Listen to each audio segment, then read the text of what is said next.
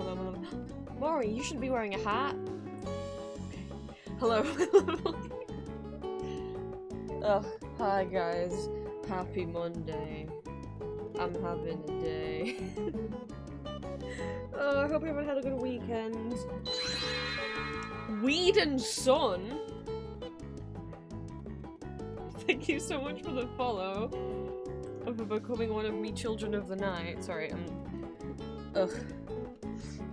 I wasn't ready. I like that I clicked to start streaming and was like, where am I? Welcome, welcome in. Thank you so much for the follow. I said I would start doing my intro at the start of the stream for anyone whose first stream it was, and you following has given me the reminder to do that. Let me see who is in chat. Hello Ed, hello Bunnies, hello Jody, hello Green. Hello to anyone who is lurking. Welcome, welcome, welcome. For anyone new, you can call me Prince. I'm I can't talk. I'm a neurodivergent trans vampire. Welcome to become one of my children of the night. I'm an 18+ content creator, voice actor, and illustrator, as well as a VTuber and variety streamer. I post bi-weekly ASMR audio roleplays as various characters on YouTube, both fandom characters from things such as Baldur's Gate, Marvel, Arcane, Call of Duty, and more, as well as original characters and scenarios. I post 2 exclusive Not Safe for Work audio every month over on my Patreon. All my socials are listed on my card if you type !socials in the chat. I'm having a day, and I have an Etsy shop where I sell original fan art under the name Empty Masks. We stream every Monday, Wednesdays, Fridays at the moment. Mondays we do art, Wednesdays and Friday. Currently playing Hades, but that could change in the future.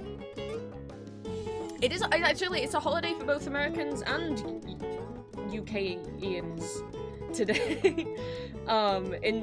These don't always fall on the same day. So in America it's Memorial Day, right? I only know that because Julia mentioned it. Whereas in the UK, the last Monday in May is always a bank holiday. It just so happens that this year the last Monday in May also happens to be Memorial Day. So I hope anyone who is celebrating either of those things, or has the day off work or school or whatever, is having a nice little day.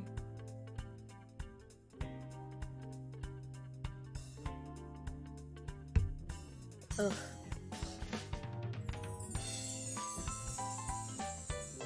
Sorry if I seem out of it. Me being out of it is why stream title is slightly different from usual. Rice Krispies, welcome, welcome in.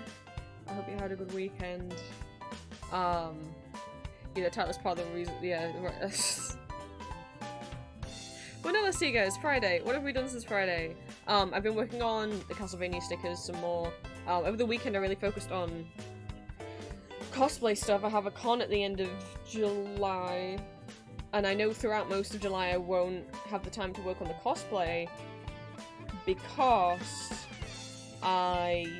it's Art Fight month and I will want to put my energy into Art Fight. Why did you say Matthias?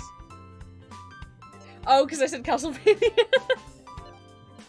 I've already, those were already done. I already did the game ones. I'm currently working on the cartoon and Castlevania Nocturne, the sequel to the cartoon. Oh, Memorial Day is also always last Monday in May. Oh, I just presumed that they were happening on the same day per chance. No, our end of May bank holiday isn't. I tried to look if it was for anything, but Google just said spring bank holiday, so I'm like, okay. I mean, you said Matthias. It made me lose track of thought. Oh right, we're talking about what? Yeah. So I've been working on cosplay of the weekend. Kara from Fear and Hunger is almost finished. I made the shirt, gloves, boots, half of the his little, it's not a cape, it goes around his waist, his little skirt, belt, thing.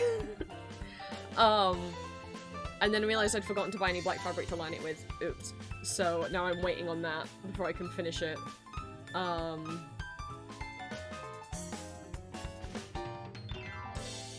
And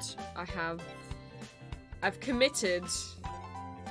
Anyone who was in the Hades stream last time, this is on you. I know Cryptid's not here, but if they were, I'm gonna make a Hypnos cosplay. I've ordered the fabric.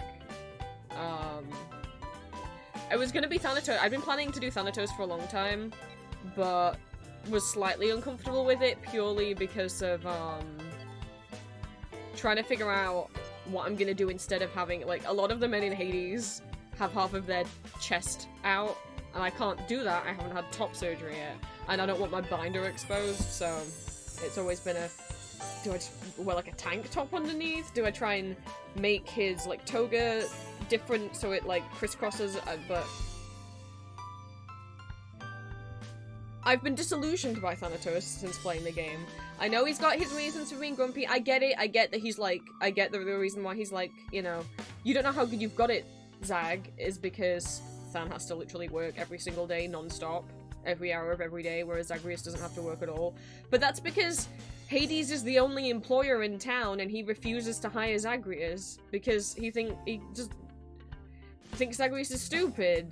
And calls him stupid all the time, and when Zag's like, no, father, I want to help though, I need you to, like, walk me through the work step by step and actually show me hands on how it works, because I don't understand when you just say it to me. Hades instead just fired him and said he wasn't allowed to work there anymore. It's like, that's not a cool work environment. Yeah, Than doesn't get bank holidays. So I get, like, Than being like, you don't know how good you've had it, because Zag doesn't have to work, and Than is non-stop working, but it's like, yeah, but Than, the reason why Zag doesn't work is because he's not allowed. His abuser won't let him. So, no, he doesn't got it so good, actually. So, I've fallen out with Thanatos right now.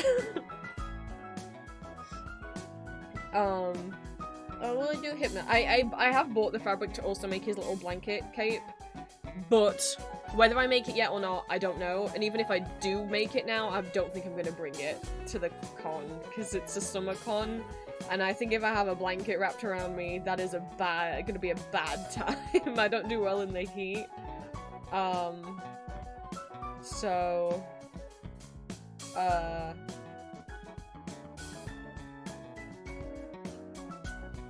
Yeah.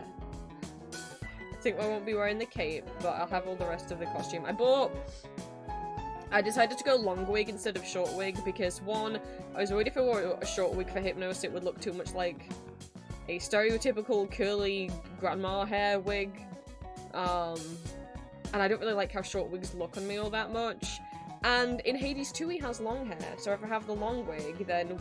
I mean, he doesn't have a different outfit so far in Hades 2, the only Hades 2 art of him is wrapped up in a blanket cocoon.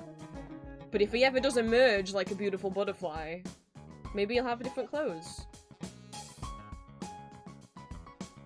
Who knows? But I'm just gonna work on making... Honkshu making. I'm gonna work on making... skirt, shirt, belt, sleep mask.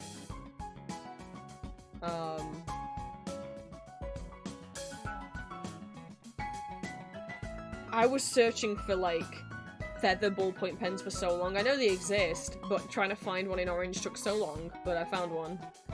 Because I wanted it to be an actual working pen, and then I'm just gonna make the scroll out of, like, you know, a piece of paper. I don't know, I still like the idea of, like, actually writing stuff down. Like, if I meet other cosplayers or make friends with the cosplayers, or, like, have my friends who I'll be with, like, write their names down, have them, like, sign the scroll, I think would be cute, but... we'll see. I don't know. But that's the other thing with Than, I didn't know what to do prop-wise, because I couldn't make the scythe and bring it to con because it would be too big, unless I made it mini, little tiny scythe. But with Hypnos, I can just bring the quill and his scroll. Easy peasy.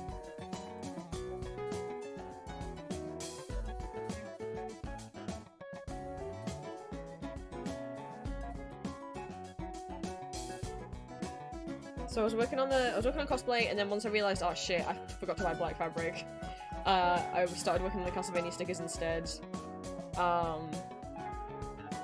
Today's stream gonna be a little different. I didn't know what I was gonna do for stream because, Mondays is always me making my Etsy orders for the week. And, you know, for a while we were getting, like, 50 to 70 orders in a week, especially when Gustarian first launched. That sticker first launched on Etsy. And then it's been going back down, and it's been more like 10 to 20 a week for a while. But this week, like the last few weeks has been about 15-ish, 10 to 15. But this week, it was 3, and 2 of them are pre-orders for keychains. So there's only 1 order for me to make today. And that's not going to be a very long stream, it's just it's 2 stickers. So I was like, what do I do? Hopefully it'll just pick up, because that was a bit scary. But also, it's like, what do I do on this? How do I can't drag that out. Am I gonna cut them in slow motion?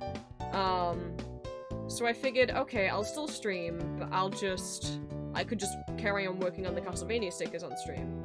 But the reason why I don't work on doing stickers and, like, drawing on stream is because when I have done it in the past, I get so distracted. I get distracted by chat, I get just distracted by the fact that I feel like I need to keep talking and be entertaining, and inevitably I end up... You guys are very distracting. Inevitably I end up not getting that much work done. I draw like 1 sticker in 6 hours instead of... If I was off stream, I'd get like 6 to 12 done in that amount of time. So it's like... I was like, but if I do the digital art, I'm just gonna get mad that I get distracted.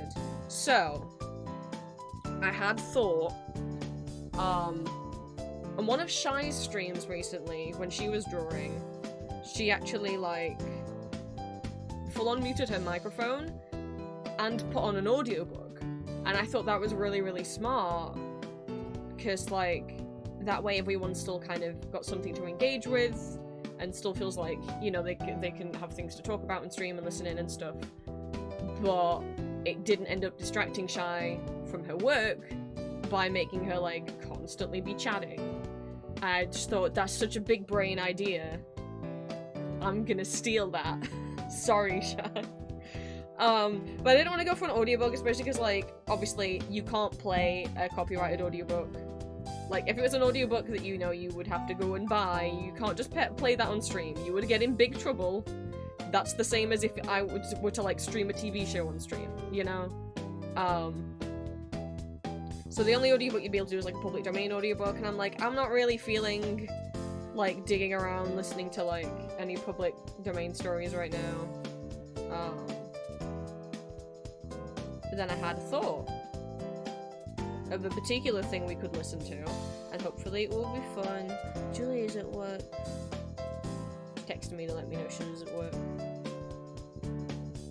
So I did put it in, I did say in Discord, that this is what we were gonna do. I'm just gonna read out the Discord post. Which, again, also, if I seem really low energy, this is also why I was like, maybe this will cheer me up, because what we're gonna listen to is something that I've loved for a long time, and so hopefully this will be nice, but, I'm anxious because I said that Tuesday, which is tomorrow, I would, bring my GP. Oh yeah, Julia has really early shifts. Yeah, normally she starts work around, like, 6 AM. Anywhere between like 5 and 7 AM usually. Julia's in California time.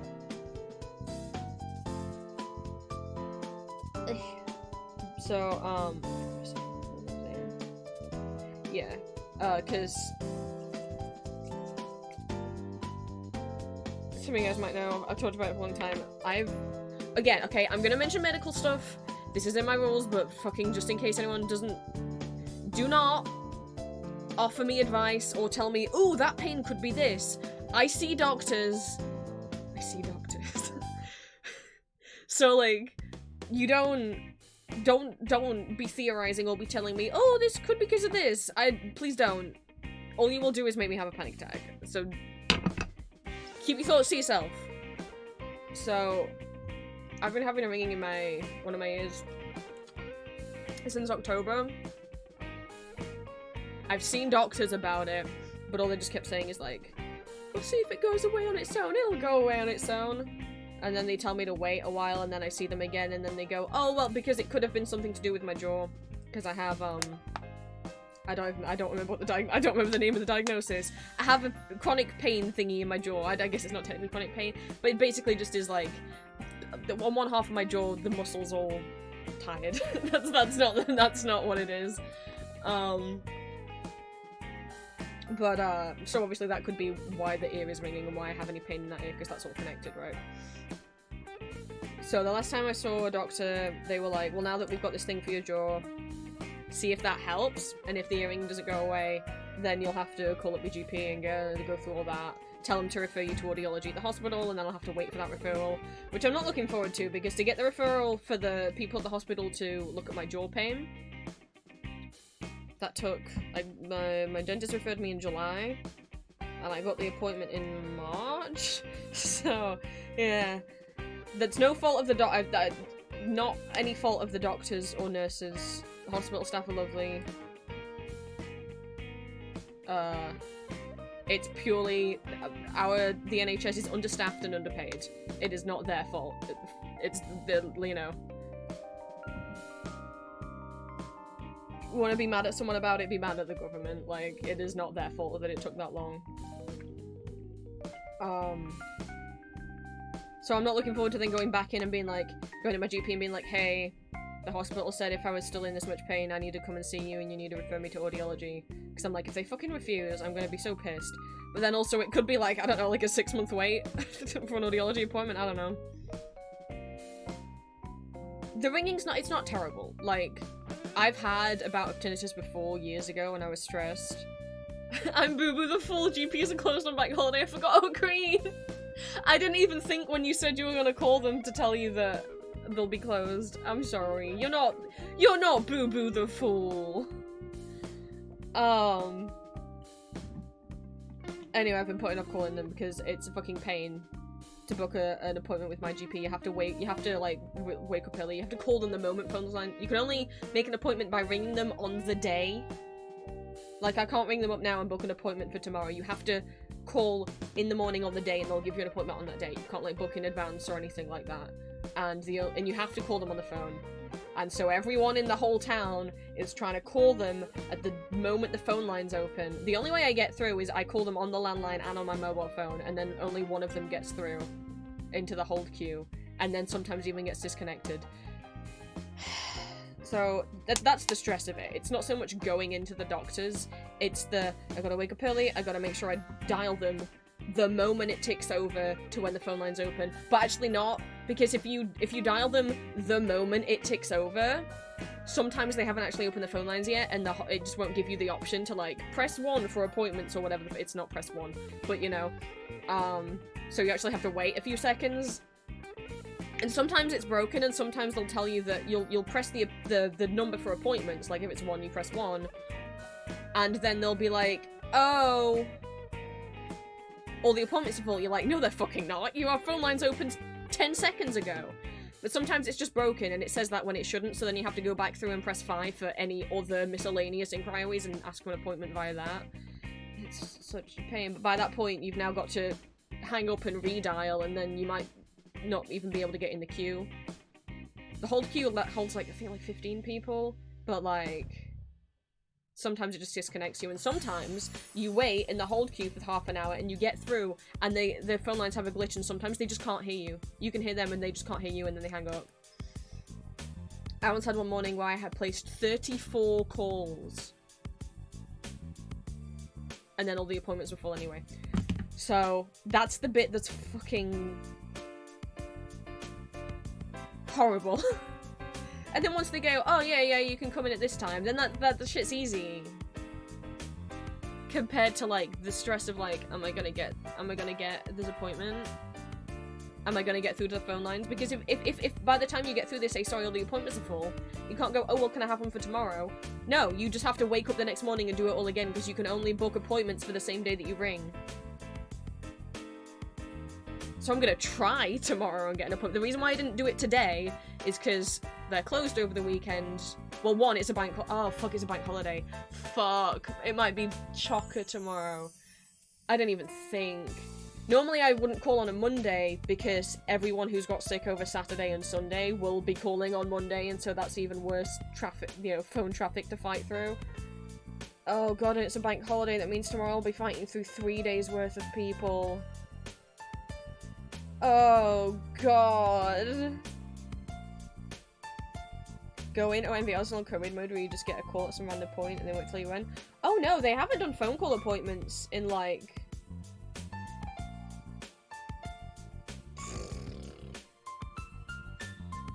two years?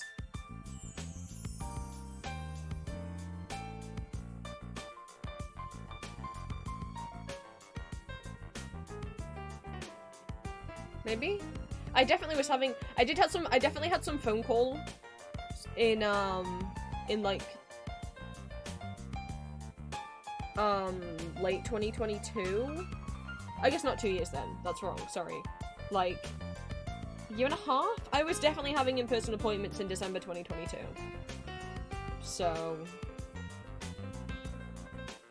and I've consistently had in-person appointments since then.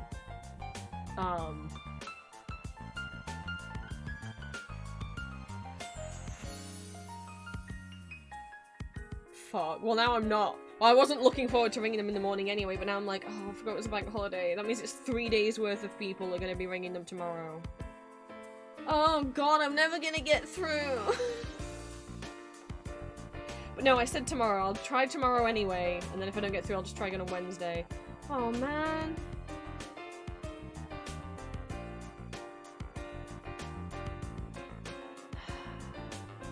Okay, well, anyway, so I've got that anxiety on my brain.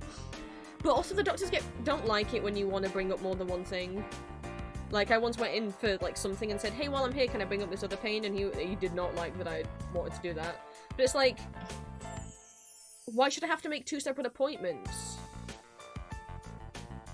I get they're 2 different issues and all, but, like, dude, like, I just want you to check something else while I'm here. Why should I have to do through the whole fucking phone rigmarole again? This is... whatever. So whatever, I've got that anxiety.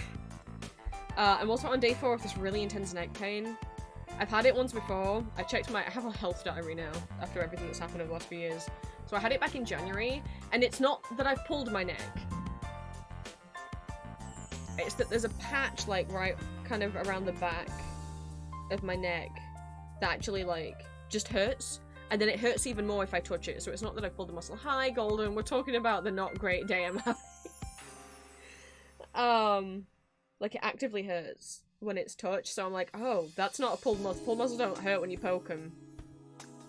So I don't know what's wrong there. But I was like, I've had it once before and it went off after a week. So I'm like, I'm hoping it just goes away on its own. But I'm like, if I'm going to the doctor's tomorrow anyway about my ear ringing, like, should I just ask him to take a feel of my neck while I'm there? But I swear to God, if they get pissed off that I brought up his different problem. So, I'm in a lot of pain right now. But not just from the neck. Our old friend came and gave me a visit this morning. So those that don't know, back in like late 2022, I developed chronic pain in my right leg and right hip. Which, most days I'm fine. Most days, you wouldn't be able to tell. I just walk around fine and it doesn't hurt. And then some days I have to use a cane to walk. There's no in between. But, boy. It wasn't even just oh, that hurts a little bit today. It was, I've only had this pain twice before. Once last year, and once in 2023, and once in 2022. Which was just, I just woke up and I was just lying in bed, like, waking myself up. And just the most intense pain, cramping in my like right lower stomach / hip, and like fucking kill you. Like the only times I've had that before, when it's been that bad. In 2023 I had it like one day and it lasted like a minute, 5 minutes tops, and I was fine. I mean, I was standing at the time and it made me fall on the ground, but it passed pretty quick. But like, the time before that, when I had it in 2022, it was like, it came for like half an hour and then it went away for like 6 hours and it did that for like 2 days. That was the first time I ever had it. That's when I went to A&E about it. Yeah, so it's been the first time in a while it's been that bad. I didn't feel like I could move. I don't know, like, if anyone else has chronic pain. I could physically move. Like, I don't know if you've ever experienced the, like, having a pain that's that intense that just feels like you can't move even though you're not paralyzed at all.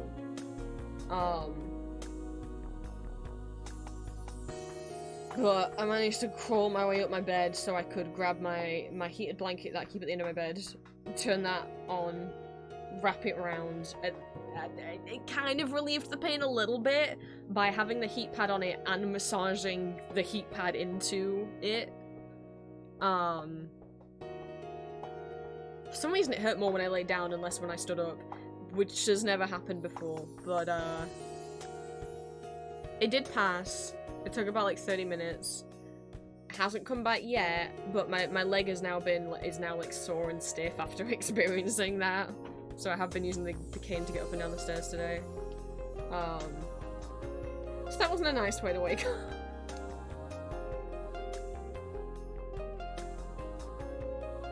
I must just fly up and overuse as an elf, at least have the comfort of knowing why it's doing it. Yeah, we don't know why my hip does that. Do not give me suggestions. I've seen doctors, I've had physiotherapy.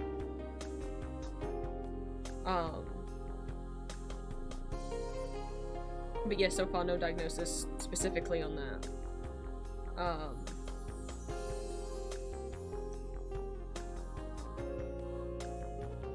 So that happened this morning. My neck's in a lot of pain. And then right before stream. So I'd already decided, you know what, we're gonna do a little bit different stuff on stream. And then right before stream, I would like trying to carry all of my lunch on a tray in one hand while I'm using the cane in my other hand to get up the stairs. No one's helping me, because why would they do that? And I'm halfway up the stairs and my mum shouts me, and I go, yeah, what? And she doesn't reply, and I say, what? And she doesn't reply, and I say, what? And she's like, come here, and I'm like, no. I'm halfway up the stairs with hot food on a tray. So I just had to put it on the ground and hobble back down the stairs. Like, leave it halfway up the stairs on the fucking floor.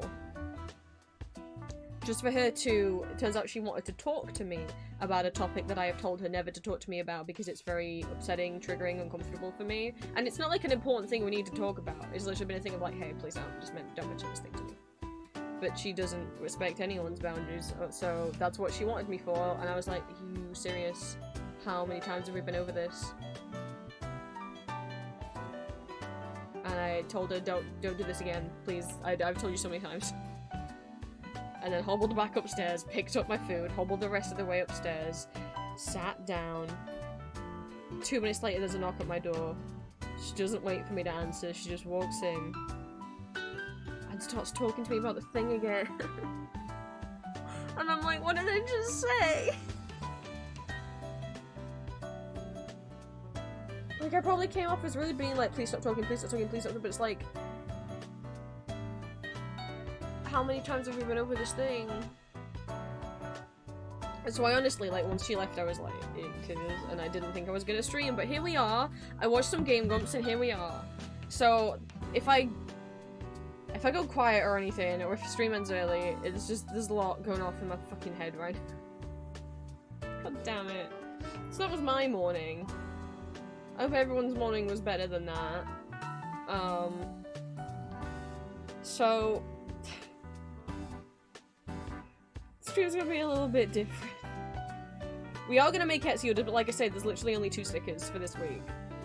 So that's gonna take like a minute. And I didn't want the stream to be 1 minute. So we're then gonna work on Castlevania stickers. But like I said, normally I get horribly distracted. Like I get understimulated by the music that I'm listening to. And or you guys are too distracting. Oh my god. So, we kind of stealing the idea that Shy did on stream a while ago. By she, listening to an audiobook. But we're not going to specifically listen to an audiobook. So we did put in Discord, and if you want to check the Discord, that also has trigger warnings, but I will list them out loud. I know not all of you are in the Discord. I'm just gonna read what I put on stream. Christ, and my brain's all over the place. This is why it's good for you to not listen to me and listen to someone else today. I'm gonna make the Xi order like usual, and then we'll be working on digital art. But typically when I do that on stream, I have the problem of getting distracted and getting no work done. And then, like, what's the point of doing that? I might as well have been not doing the work off stream, or, like, streaming Hades. Like, at least then I would have accomplished something. But if instead I go quiet and I focus on the work and don't keep constantly talking, then I worry that stream's really boring. If I'm just playing, like, lo-fi music while not really saying anything. So plan is, for today, and potentially for the future, if we ever have another week of really low Etsy orders, or just in general, maybe doing this every Monday, or doing this on some other days if I want to do digital art on stream. We're just gonna be chilling, co-working. Like, if you guys have any work you want to get done, for free to do it alongside me today, while we listen to audiobooks and podcasts, but specifically like fictional podcasts. So not like the majority of podcasts, which is just people chatting. We're talking about, like, there's a whole world of fictional story podcasts where it's basically like it's like what radio dramas were, but no one really makes radio dramas anymore. But, you know, a TV show, but it's just audio format. So we're gonna be listening to that rather than music to keep you guys entertained and hopefully keep me from being too distracted, unless I end up getting too nostalgic. I've already picked out what we're gonna listen to, which is something that I really used to love. I don't not love it anymore, I've just not been up to date with it. They're in, like, their 11th season. The way they do seasons is, like, by year, and I'm like, don't tell me it's been that long. I got into the show when it was a year old, which means that was like 10 years ago, or 9 years ago, something like that, and I'm like, no, I don't like that information. But yeah, I started listening to it 2015, caught up on the episodes I watched, and then stuck with it until, like, somewhere in 2019, 2018, something like that, where, like, I was just so stressed out and busy with uni that I stopped keeping up to date, and now I'm like 100 episodes behind. I also just didn't like the episodes they did. They did like this 3-part special, which I only just learned today was guest written by someone else. Maybe that's why I didn't like it. Maybe I just didn't vibe with his writing style. And if I'd liked the episodes more, I don't think I would have dropped it, but the combination of, like, I found this episode so confusing and convoluted, and it was like this 3-part thing, and they only put out 2 episodes a month, so I was like, I don't remember what happened last time, I'm gonna have to listen to all of it again.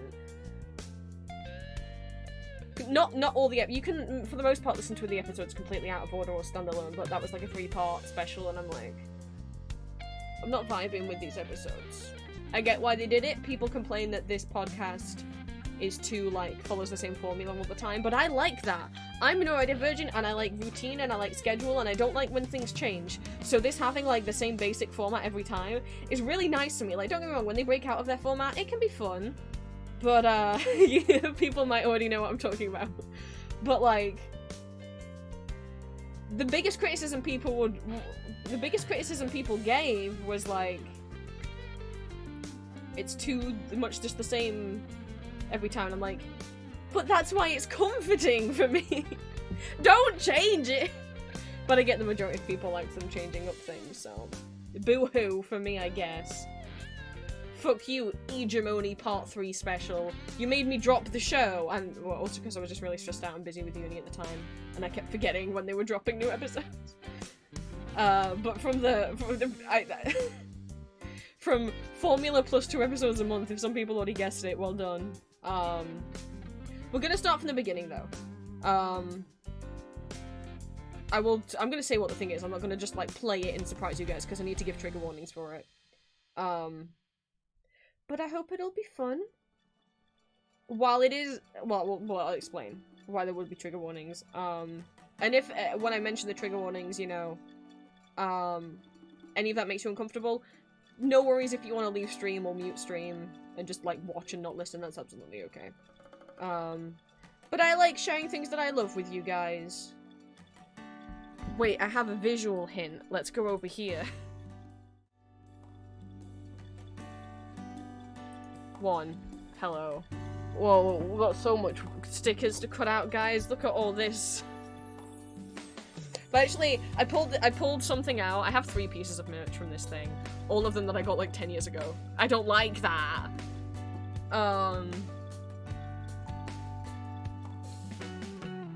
But I grabbed this because I was like, it'd be fun to show chat. And then actually, I've put this like above my regular pillow and it's actually helping my neck a bit. So yay! But it's from Squishable. Yeah, it must be like 10 years old. Production date, June 2015. Oh god! So here's the clue. It's a big squish. It's a plush, technically. I've always used it like a pillow. It might as well be a pillow. Let me pick that up. It's a giant— oh no, you can see my fruit shoot. It's a big ol' eyeball.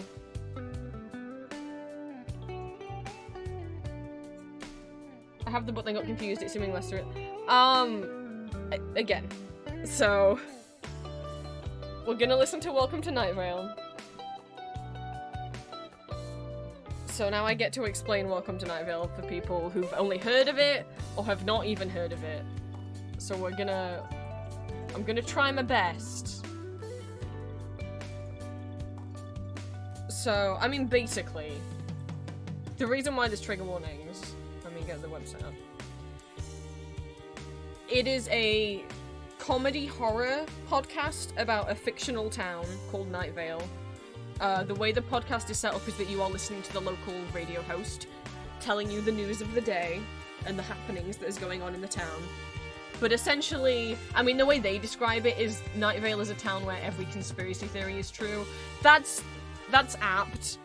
I mean— oops, wrong model.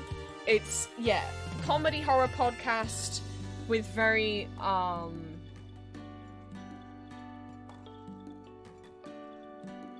so there are things that I would trigger warn, but a lot of the time when you're like, oh fuck, they mention like blood and violence, it's normally done in quite a light-hearted way, like that's part of the sense of humor that like, this is just a town where like 5-headed dragons and ghosts and stuff exist, and that's just normal for them. It's not like, oh my god, we saw a ghost. It's like, of course you saw a ghost. That's the next door neighbor. They were trying to invite you around for a barbecue. Like, you know, like, it's just normal for them.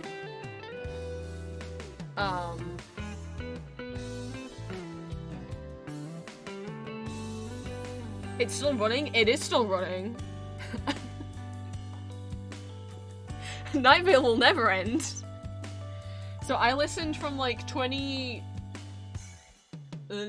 I got into it in 2015, but I went back and caught up. So I've listened to like the first somewhere like 110 episodes, something like that. Well, no, I know exactly where, because I dropped off at Hegemony, and Hegemony's featured on this fucking page. I got 118 episodes in. They're currently on like 218. So before we go into anything more, I am going to give out trigger warnings. I wrote them on the Discord if you want to check for yourself. But bear in mind, it is like Lovecraftian, horror, comedy, surrealist podcast town thing. So obviously any of the horrors are only mentioned by audio. Normally it's just Cecil describing things. It's not like someone's getting hit. Like if someone gets shot, Cecil will just be like, oh no, someone got shot. You won't hear a gunshot sound because Cecil's not physically there. He's in his radio booth. There is one moment in one episode that there is like an audio thing that makes me so the episodes that I've listened to, I listened to Night Vale all the way through as it was coming out, and then at one point I decided to go back and re-listen to all of it. And it's weird because the first time I just enjoyed it, the second time I actively was laughing a lot and finally got the humor a lot better. There is one episode where someone puts a bug, like an insect, in Cecil's ear. And the first time I listened to that episode, I was listening through speakers, so I was just like, okay, there is a sound effect for it, but I was like, it's not bothering me. The second time I listened to that episode, I had headphones on. it is mixed so that the sound just comes out of, like, the left ear, because that's the ear that the bug got put in. No. That is, like, the first time I ever experienced ASMR. In terms of, you know, like, the tingles people describe. I was like, oh, but, like... So, to me, like, it's funny, because I make ASMR. I like listening to ASMR, like, audio roleplays. Or, like, even, like GB ASMR's, like, roleplay stuff. Like, just people talking. Actual ASMR triggers, I can't listen to that stuff. I do experience ASMR, the sensation, but it is an unpleasant sensation for me. I find the sensation very unpleasant. I do not find it relaxing. The feeling that I get from, like, tingles is the same sensation that you guys would get from, like, nails on a chalkboard. It gives me the exact same sensation. I do not like this sensation. But we won't be listening to that episode. I don't think... Because I don't think that's the first... I remember what character does that, and I don't think it's the first episode in which she appears. But I'll try and give a warning for that before that happens. For any headphone users, I'm gonna take my own headphones off. But for the most part, it's just someone describing horror. And that's, of course... And normally it's like in a light-hearted way. It's very rare that things get serious in Night Vale. But they do, at times, and, I'm gonna give a little trigger warning list. This isn't a complete list, because, boy, I don't remember everything that happens in this show. The last time I listened to these episodes, I actually hadn't listened to any Night Vale, or even gone back and rewatched any Night Vale. In, like, 5 years? 6 years? Until when I had to get, some dental surgery done back in October, I think it was. The surgery was gonna take like a couple hours, and I was like, what am I gonna, and my endocrinologist was like, you could bring headphones, and I was like, yes! Because some dentists can get funny about that, or like won't suggest it, and I'm always scared to ask, but he was just openly like, oh, by the way, you can bring headphones if you want, if you get bored. I'm like, thank you. So, I didn't know what to listen to, because I'm like, God, if I'm gonna be there for hours, I'm gonna get bored if I just put music on. I know I am. I need to just be able to put something on and just let the playlist go, because I can't be, like, fishing my phone out of my pocket every 5 minutes to play a different song, right? And for some reason my brain just went, why don't you just listen to Night Vale? So, I did. I listened to my favourite episode. So the first time I ever watched Night Vale, when Night Vale was about a year old, it started getting really popular on Tumblr. And the first 2 episodes I ever listened to were episode 5. I don't even need to look up what episode numbers they are. This is how much I love these episodes. Yes, Green, exactly. I've utilized cabin pressure on the train in the city. The reason why I didn't pick cabin pressure to listen to while I was at the dentist, because I know that I laugh like a madman when I listen to cabin pressure, and that would have been a problem while I was trying to stay still for the dentist that was drilling into my teeth. So that's why I didn't pick cabin pressure. But yeah, the first 2 Night Vale episodes I ever listened to were episode 5, The Shape in Grove Park, and episode 13, The Man in the Tan Jacket, because, so, the name of the radio host, main character, is Cecil, but also is Cecil Gershwin Palmer. The name of the actor who plays Cecil is Cecil Baldwin. The actor and the character both called Cecil, so I'll try and specify. Cecil Palmer is the character, Cecil Baldwin is the actor. So, Cecil, the actor, was doing, I think it was like a Google Hangout? When people, not Google Hangout, like a Google Talk? Like Google used to do these things that were like TED Talks, but they were like for Google, whatever. He was doing like a live reading of a couple Night Vale episodes of this Google thing. And I guess I just searched Night Vale, and that popped up. And that's what I watched as my introduction, was him redoing the live reading of The Shape in Grove Park and The Man in the Tan Jacket. And I'm biased that The Shape in Grove Park is like one of my favourite episodes, because it's the first one I ever heard. It's The Shape in Grove Park that nobody acknowledges or speaks about. God, thinking about Night Vale, and also it was physically paining me to just say The Shape in Grove Park. You have to say it's The Shape in Grove Park that no one acknowledges or speaks about. Like, I love Night Vale, oh my god. So, but I will give trigger warning here again. It's comedy horror, so not all these subjects are mentioned in depth or in a serious way. And they can be brought up very lightly or within jokes, and that includes mentions of depression, unreality, derealization, conspiracy theories, violence, death, guns. There is a character in season 1 who is doing cultural appropriation of Native Americans by wearing like a shitty like Party City headdress and shit, and he's framed as an asshole for this. Nobody likes him, but he is there, so I wanted to give a warning for the fucking Apache tracker. What an asshole. But everyone in the story also thinks he's an asshole. And he's only in the first season. But I would feel wrong if I didn't mention it. What else? Police violence. Because there is the government, the local city council in Night Vale is really scary and kind of authoritarian, and they have their own secret police that can just kidnap people if they want. Because again, it's like, the description of a town where every conspiracy theory is true is pretty apt, but also there's like dragons. So, you know. Dragons aren't really a conspiracy theory, those are just dragons. The descriptions and mentions of body horror, bugs, blood, and there may be some more I've missed. But just kind of general Lovecraftian horror vibes, but if it was a comedy. And that's what Night Vale is. There are some serious moments at times. Please don't feel bad if any of that makes you want to not listen into stream, that's absolutely okay. There are some serious moments, jeez, Night Vale's made me cry, because I love a character called Kevin. And when he was introduced, everyone's like, oh my god, what an asshole. And I'm like, I think there's more to him than meets the eye, like a transformer. And he's not a transformer. But, it took like 80 episodes later, but I was vindicated, guys. When Triptych came out, and it revealed Kevin's backstory, and I was like, I've been fucking saying, me and some other people have been theorizing this is what happened to him, and it is what happened to him. So yes, he's like scary on a really uncomfortable level, frankly. You will meet Kevin in season 1. And those episodes are much more scary than comedy, and Kevin, there's much more depictions of like blood and teeth and like shit in Kevin's area. Shit is in stuff, not as in actual shit. But I was like, I think there's more to him, and yeah, he's got a tragic backstory.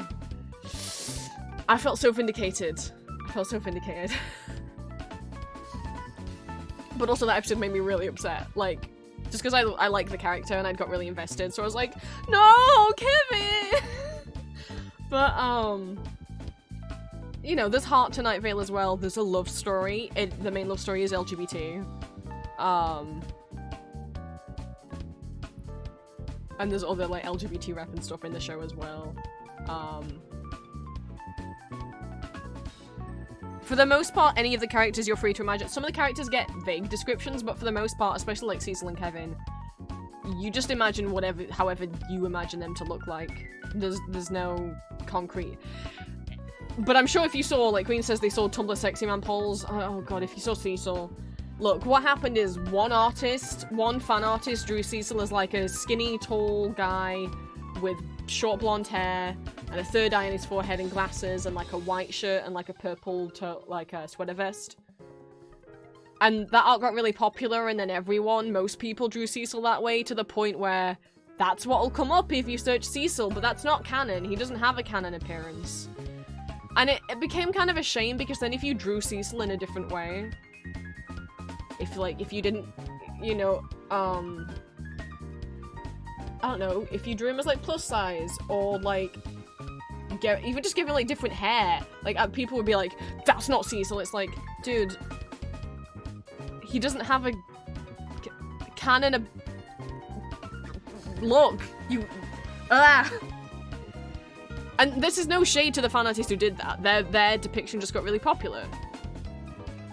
It's just the rest of the fandom was then almost took it as like a canon design, and it's like, and then were mean to people who drew him differently. It's like, he doesn't have a canon design though. I do like the fan and costume with the moving tattoos. The moving tattoos is cool. The one thing I really do like about that fan and design of Cecil is the idea that he has a third eye on his forehead.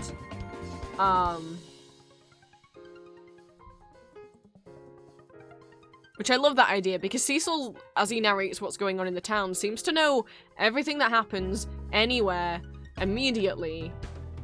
Almost as if he does have some kind of third eye in which he's able to see the whole town. How does he get this information so quick? So a lot of people, like, imagine, like, the eye of the Night Vale logo is, like, Cecil's third eye. But that's not canon, but I'm a third eye Cecil truther. What I'm seeing is just Voidhead. Oh, okay, interesting. I guess the fandom's changed over the years. About the character with no description wins. Well, you get to know a lot about him, though. He's got a cat. And a steady job.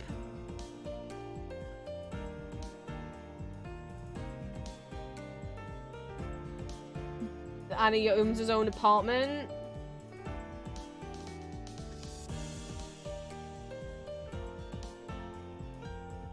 Now, just because the cat floats at a fixed point 3 feet off the floor in the bathroom of the radio station and can't move, doesn't mean that that's not a win just because you can't bring the cat home. You see that Ryza scroll across the picture of said cat? The cat is called Koshek. He's amazing. Koshek's had a lot of descriptions. Like, most people draw him as kind of like an eldritch kind of kitty. Like, he's a little kitty, but they give him like multiple eyes, or he doesn't seem to entirely be a cat. Koshek has been described at least as having like back spines, I think, or something like that. I'm sure I could search like descriptions of Koshek. Oh god, how do you spell Koshek? It's like K-H. There you go. Wait, did they make an official Koshek plush? Because Koshek plush is the next thing that came up. There's a Koshek plush! Oh, what a little guy! He's got some little back spines and little extra eyes. Aww.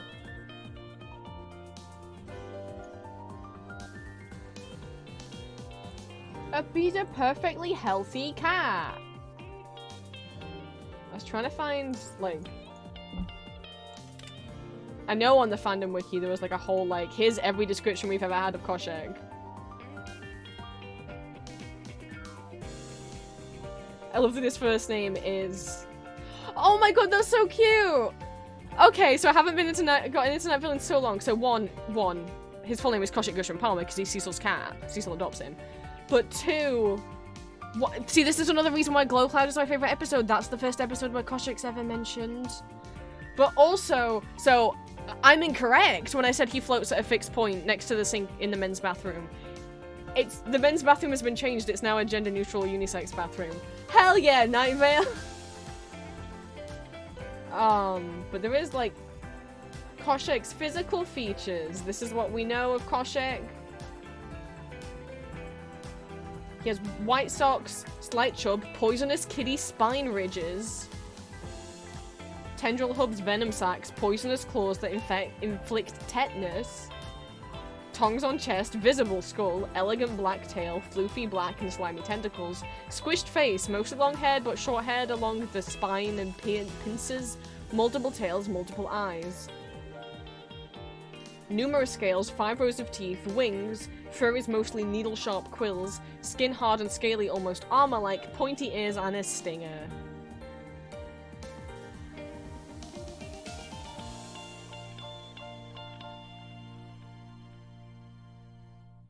What a good boy!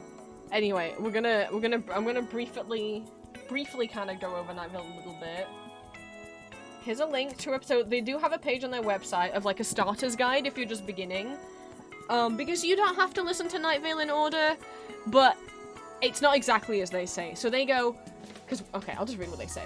Want to jump into Night Vale, but are a little freaked out by the fact we have over 240 episodes, not to mention 9 recorded live shows, 3 novels, and 4 script collections? Don't be. You can start listening to Welcome to Night Vale with any episode, and you should feel free to skip around or move backwards. Time is weird, so your listening experience can be too. Now. Now. The novels and the live shows are completely standalone.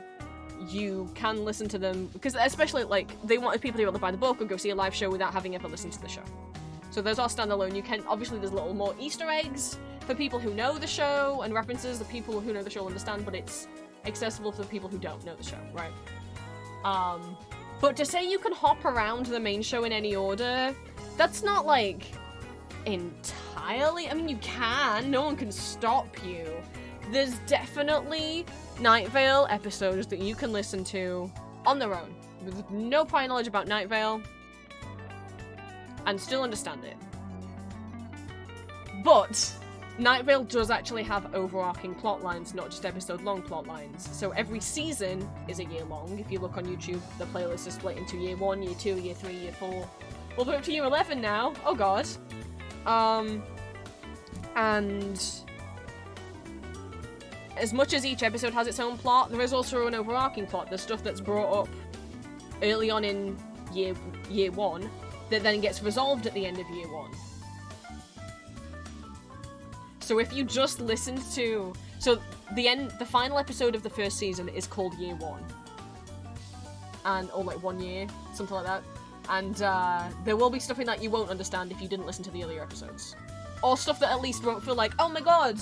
You know, like, over the whole course of a season, they'll uncover, like, there might be one little mystery that keeps being mentioned throughout all the episodes, and then it gets resolved in the final episode of the season, and you're like, oh my god, that's what that was. So, to say that, like, you can listen to any episode in any order, you can, but you definitely will, like, not get the picture of the full story and not get, like, the fun reveals, or get attached to characters that then might leave the show, or get killed off, you know, or, like, grow, or, like, start, you know, get married or whatever, you know, so it's like... I wouldn't really say you can listen to any episode out of order, but they do have a decent, like, starting guide, so they have a list of single episode stories. These are episodes you can listen to without any prior knowledge. And I think this is a pretty good selection. Some of them follow the regular format, and some of them don't. The first one is A Story About You. That is an episode that breaks the regular format, but it's a fun one. I'm gonna get emotional when we get back to numbers. I really loved Faye. Oh. But yeah, a lot of their single episodes that they're advertising kind of break the regular format. The regular format for Night Vale is Cecil does a little introduction line. He says, "Welcome to Night Vale." The theme tune plays. Cecil then talks about a bunch of different news that's happening. There may be some recurring segments like an ad read that's not a real ad read. Or like horoscopes. It's always fun when he reads the horoscopes. Or like traffic reports, etc. And then some kind of entity that he's been talking about the whole episode will start to like, or some kind of gang or something, things will start to get scary or like violent, things will start like tension will start building, and he'll be like, oh shit, oh something's gonna happen, quick, let's cut to the weather. And the weather in Night Vale is a song. It's not someone reading the weather, it's always a song. Originally, I don't know if these will do this anymore, I think, no. Originally, anyone could submit their song to be featured in the weather, and it was a really cool way to help highlight different indie artists. I'm sure they must have a massive backlog by now. So whenever the weather comes up, I will actually try and mute stream, because the songs are copyrighted. Feel free to go and listen to them on your own. A lot of the weather songs are really cool. But I want to try and not let this one get muted so that people can like watch back. I know Green wants to watch some of it back, so I might mute during the weather segments. I'm sorry, but I don't want to get in trouble. And then the song ends, Cecil's like, oh my god, we're back. While the weather was playing, everything got fixed, and now everything's fine, hooray! And then, like, Meg comes on and is like, oh, thanks for listening to Night Vale. And then she has gives credits, thanks the actors, and then gives like a little proverb at the end of the episode. And that's an episode of Night Vale. Oh, the bus song. I know what you mean by the bus song as well. I might play a little bit of each song, but we'll see. Because it could be that it's absolutely fine for me to play the weather, you know, and I might just have to mute some of the VOD on YouTube later, but there's also a chance that it might just take the whole VOD down and it won't let me mute anything, and there's a problem. But there's some episodes on here that you can absolutely go and listen to. The best of compilation that isn't actually a best of compilation. They're all entirely new clips, and I'll play on the typical podcast best of episode, except none of the clips are from any episodes we've ever released, and they go back farther into history than would seem technologically possible. The heist episode, the Registry of Middle School Crushes. The Registry of Middle School Crushes is an actual list, and there's a kid who's trying to steal the list so they don't get read out loud and no one finds out what their crush is. And then these are episodes I haven't listened to. I'm curious about whatever Radio Jupiter is, so there's also like this one, which feels very silly. Now Velcro creator Joseph Fink hops on to apologise that due to circumstances beyond our control, there's no episode this week. Instead, I'll just answer a few listener questions. This does not go as planned. I'm like, oh, they're like bait and switching, right? I'm assuming this episode is them pretending that it's, oh shit, we're just gonna do an FAQ because we forgot to write an episode for this week. But actually, it is still an episode and like shit goes wrong, but it's all like still being acted out. That sounds cool. This seems like it's a big like collab over a lot of the guest stars they've had come on.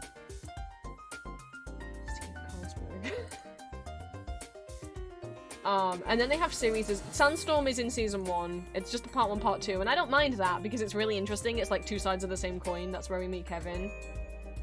They're released on the same day. It's a sandstorm happens that creates doppelgangers, though Kevin is not actually Cecil's doppelganger. I know some people wrongly assume that, but he's not. They're each other's counterparts because Kevin is the radio host for the town across the, like, on the other side of like the road called Desert Bluffs.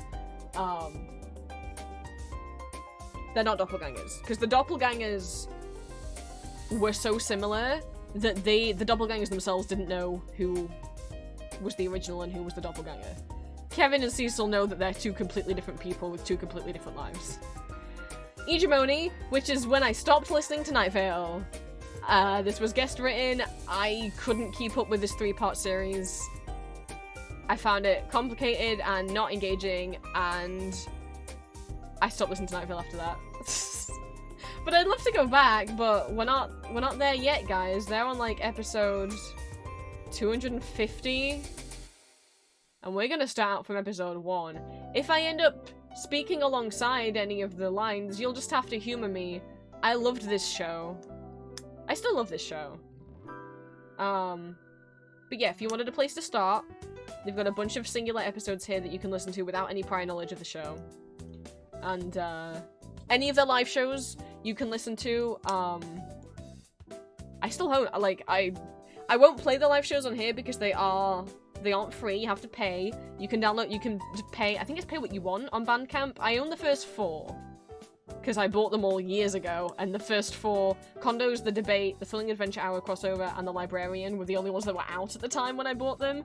Condos has one of my favourite moments from any Night Vale thing, which is Carlos's speech about buying an apartment. Yeah, it's pay what you want, so you can, like, $1 is as low as you can go. So if you do want more Night Vale, there are the live shows, and you don't need prior knowledge of anything to understand the live shows. Hi Razor, welcome in. I was discussing what we're doing on stream today, which is, because I have so few Etsy orders, I have 1. I'm gonna switch to digital art, but normally I get very, very distracted. The music is understimulating, or I get too distracted by talking. So what we're gonna do is we're gonna sit back, relax, and listen to some audiobook podcast situation while I actually focus on doing work. That's the plan. I won't mute my mic or anything, I'll still be here. But hopefully it's enjoyable, and obviously you guys are free to chat and comment on the podcast and anything that happens while we're listening. That would be fun. I'd love to talk about it with people. So we're gonna listen to Welcome to Night Vale, which is 11 years old, and that makes me feel very old. And I dropped off somewhere around like year 4 or 5 because I got busy. Man, life happens.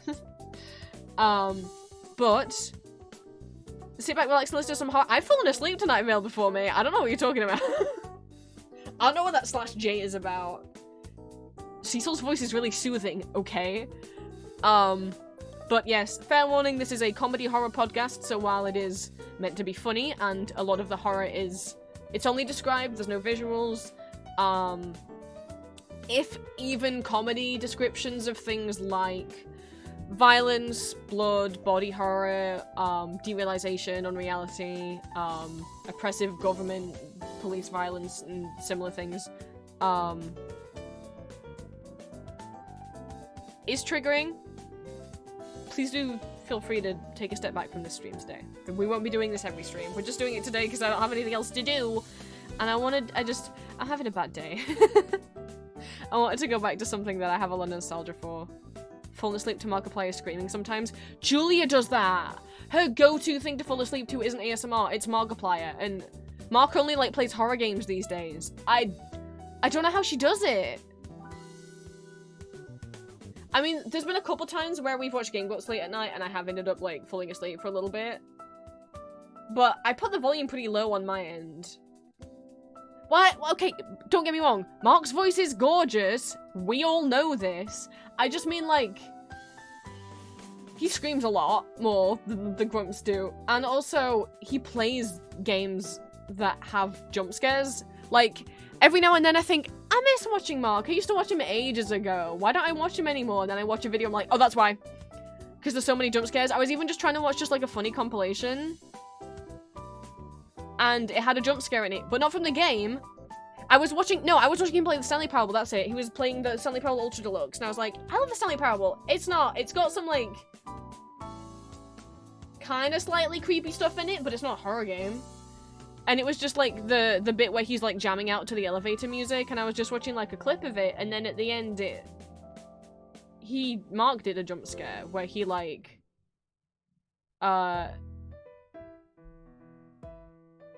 wasn't in the room anymore, and then it just, like, fast, like, sped up, had him, like, suddenly, like, jump towards the camera with, like, a sudden, like, sound effect with his face really close up, and I was like, I had a panic attack. I can't do jump scares at all, so I cannot apparently even trust to watch a, yeah, I know Lixian, his editor, obviously adds some stuff, but yeah, no, I can't. The only Mark stuff I've consumed in recent history is his OCs. I really like his OCs. I haven't watched In Space with Markiplier. I know that's kind of old now. But when Heist with Markiplier came out, I was so into it. I'd never watched any of his OCs stuff before. So after I watched Heist, I then went back and watched the, like, the murder mystery thing that I don't remember the name of, and then A Date with Markiplier, and the Damien Shaw. I really like Damien. But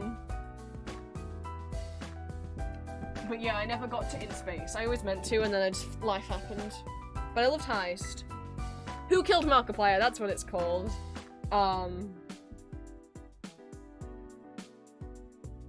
yeah, I'm really invested in the Damien Celine Darkiplier story.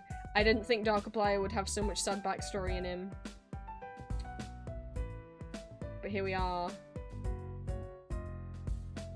I wanna help fix him. Because I was just like, oh yeah, it's just like this edgy Mark OC that people draw. It's just like, Mark, if you was evil. No.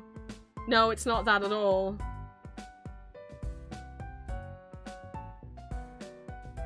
I still remember the first ending I got with Heist. It was so sad. I got the eaten by the shark ending.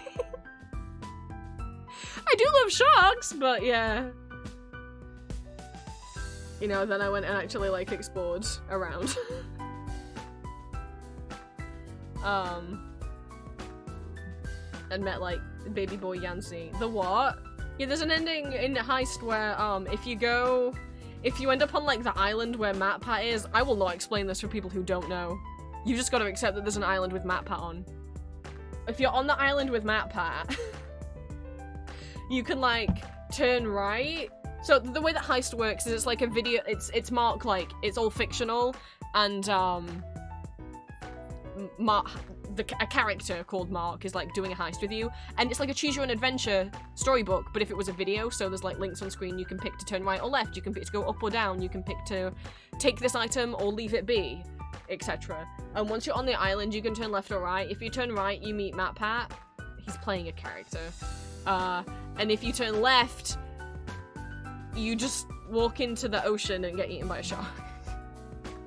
Or something like that. And that's the first ending I got. Oh. But yeah, I mean, if you manage to navigate all the way to end up being in prison, you meet Yancey and he does a whole musical number. Man, I didn't know Mark could sing like that. It's very cute. But, I'm rambling. Oh my god, I'm rambling. No! So anyway, we're gonna listen to Knife. I wasn't gonna, and then I'm gonna be working on Castlevania stickers. So, once I get to the Castlevania stickers, I'm working on stickers from the show and, from Nocturne, the sequel to the show. So...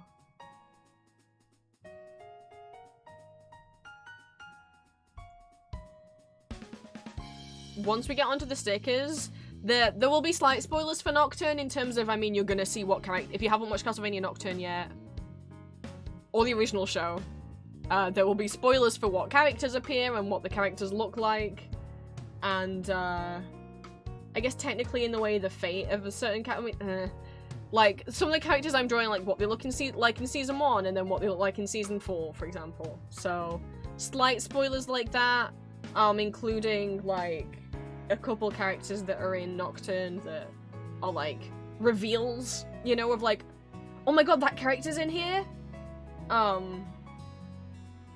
So slight warnings of, like, as I draw the stickers, you guys will see designs of what the characters look like, and also we'll see some characters in Nocturne that you might not have known about, that you might consider a spoiler, like characters from the games that they've adapted into Nocturne. You might be like, oh, I didn't know he was in it! So just, oh, a fair warning. Maybe I should censor one of them, because one of them got spoiled for me, and I ended up still not watching the show, because it kind of ruined it for me a bit that got spoiled, so I might censor over, try and remind me, put just a black censor box over one of the characters, and I'll draw him off screen. But I mean, for now, I'll just be finishing the sketches, which I've got one more of Drolter and 2 of Urzgebet to do. Then the sketches are done and we'll be moving on to the original series. So actually I don't think I'll end up showing Nocturne spoilers. Woo! Let's do these stickers. I was gonna put Nightville on after I cut the stickers out, because this isn't gonna take long. This is it. This is... Okay, technically there were 3 Etsy orders this week, but 2 of them were for the keychains, which the keychains have been ordered. They are currently being manufactured. For those that don't know, I ended up making less than what I originally had said, because we didn't sell enough, and I didn't want to make a loss. I mean, I've still made a loss on them. If we sell 2 more, then I'll have broken even on what they cost to manufacture. One more, 2 more, something like that.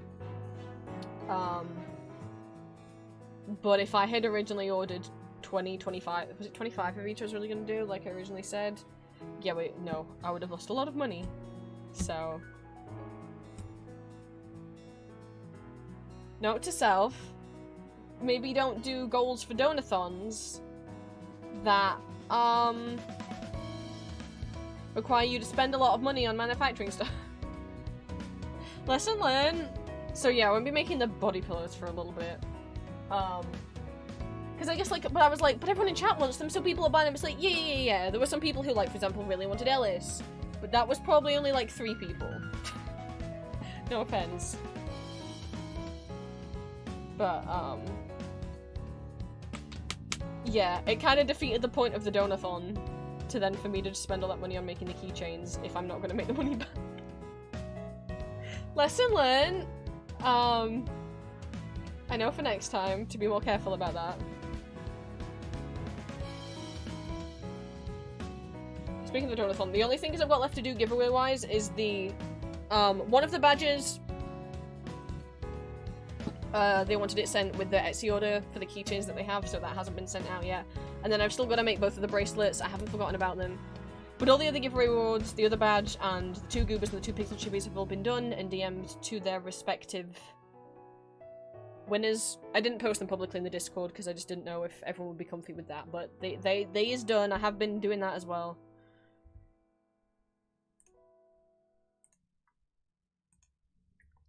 So, should I would pin something to give, like, trigger... There's not, like, one list of trigger warnings for Night Vale, though. that I can easily point to. The trigger warning list I read off earlier was based on a couple different posts and blogs and also my own memory.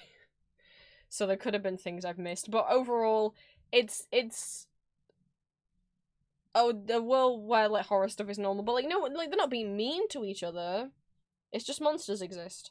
Where is it gone? Okay. Could I start this because I'm already getting distracted. We're gonna just start with the first episode, which is called Pilot, and then we're just gonna keep going. And maybe we'll be lucky enough to make it to episode 5, the Shaping Grove Park, that no one acknowledges or speaks about. The episode's just called the Shaping Grove Park. We're not gonna get through all of season 1. Each episode's like 20 minutes. Some of them are as long as 30. The season finale is as long as 30. But like 20, 22, 24, 23, 25, 23, 25, 30. It's between 20 to 30 minutes. They might now be more on average of like 25, but we'll see. Andy, welcome in. This is the only Etsy stuff I have to get ready today, so then we're gonna switch to digital art, and to prevent me from getting as distracted as I usually do, we're gonna listen to Welcome to Night Vale. If you don't know what that is, it is a comedy horror fictional podcast. If you are sensitive to like, or if you think you might be sensitive to like comedy horror stuff, depict like audio descriptions of horror or violence or like conspiracy theory stuff, derealization, unreality, please feel free to tune out of the stream, no worries. I've listened to Night Vale twice, but I dropped off around like year 5.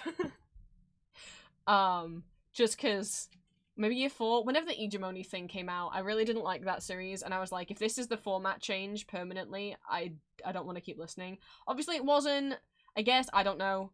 I personally loved the format because it was comforting for me to have something be the same format every time. They got a lot of complaints that the format was stale and you need to change it, and so they started trying to change it, and Hegemony was written by a guest writer anyway, but that 3-part special is, I didn't even finish it. I really didn't like it, and I never listened to Night Vale since. Not intentionally, I always meant to get back into it, but then life gets away from you, I don't know. Now I'm 100 episodes behind. The last episode I listened to was 118, they're currently on like 250. But we're gonna start from the beginning. In a little desert town where the sun is hot, the moon is beautiful, and I can remember the line. Mysterious lights pass overhead while we all pretend to sleep. So if you're sensitive to any of that stuff, or if partway through you realize, oh, I don't like this, it's okay to like mute the stream or tune out. I have given plenty of warnings. You've got to be the responsible adult and leave if you're not comfy with what we're going to listen to. Okay. I'm going to start. A friendly desert community where the sun is hot, the moon is beautiful, and mysterious lights pass overhead while we all pretend to sleep. Welcome to Night Vale. See, now this is what I mean about I've fallen asleep to it before. Cecil's got a very soothing voice. Cecil the character, and also Cecil the actor who plays Cecil the character. You guys are still feel free to chat, and I might chat and comment on certain things, but for the most part, I'm gonna try and be quiet. For the most part, I'm gonna try and be quiet. Obviously, if you guys want to comment on things, or if you guys want to ask me questions, if you're struggling to understand anything, or, you know, just chat, that is fine. And I will still be reading chat. But I'm gonna try and concentrate and get at least the rest of these stickers sketched out. I've only got like 2.5 left to do. So, but I need to not do this. I need to not pause and talk. If you catch me talking over Cecil because I remember what he's gonna say, that's just me vocal stimming. Like, here's the thing. I have this thing, one, if I know the line of something, I like speaking along with it, but also sometimes when I watch stuff, I will, like, repeat, like, if I'm watching, like, a video essay and I find it really interesting, I will repeat everything someone's saying, like, out loud to myself. I'll just repeat them the whole time, throughout the whole video. It just helps me process stuff better. I don't know what to tell you. That's my neurodivergent quirk. Anyway, just gotta let it play and just sit back and relax. That's why it's co-working and story time. If you've got anything you need to get done, feel free to get it done now.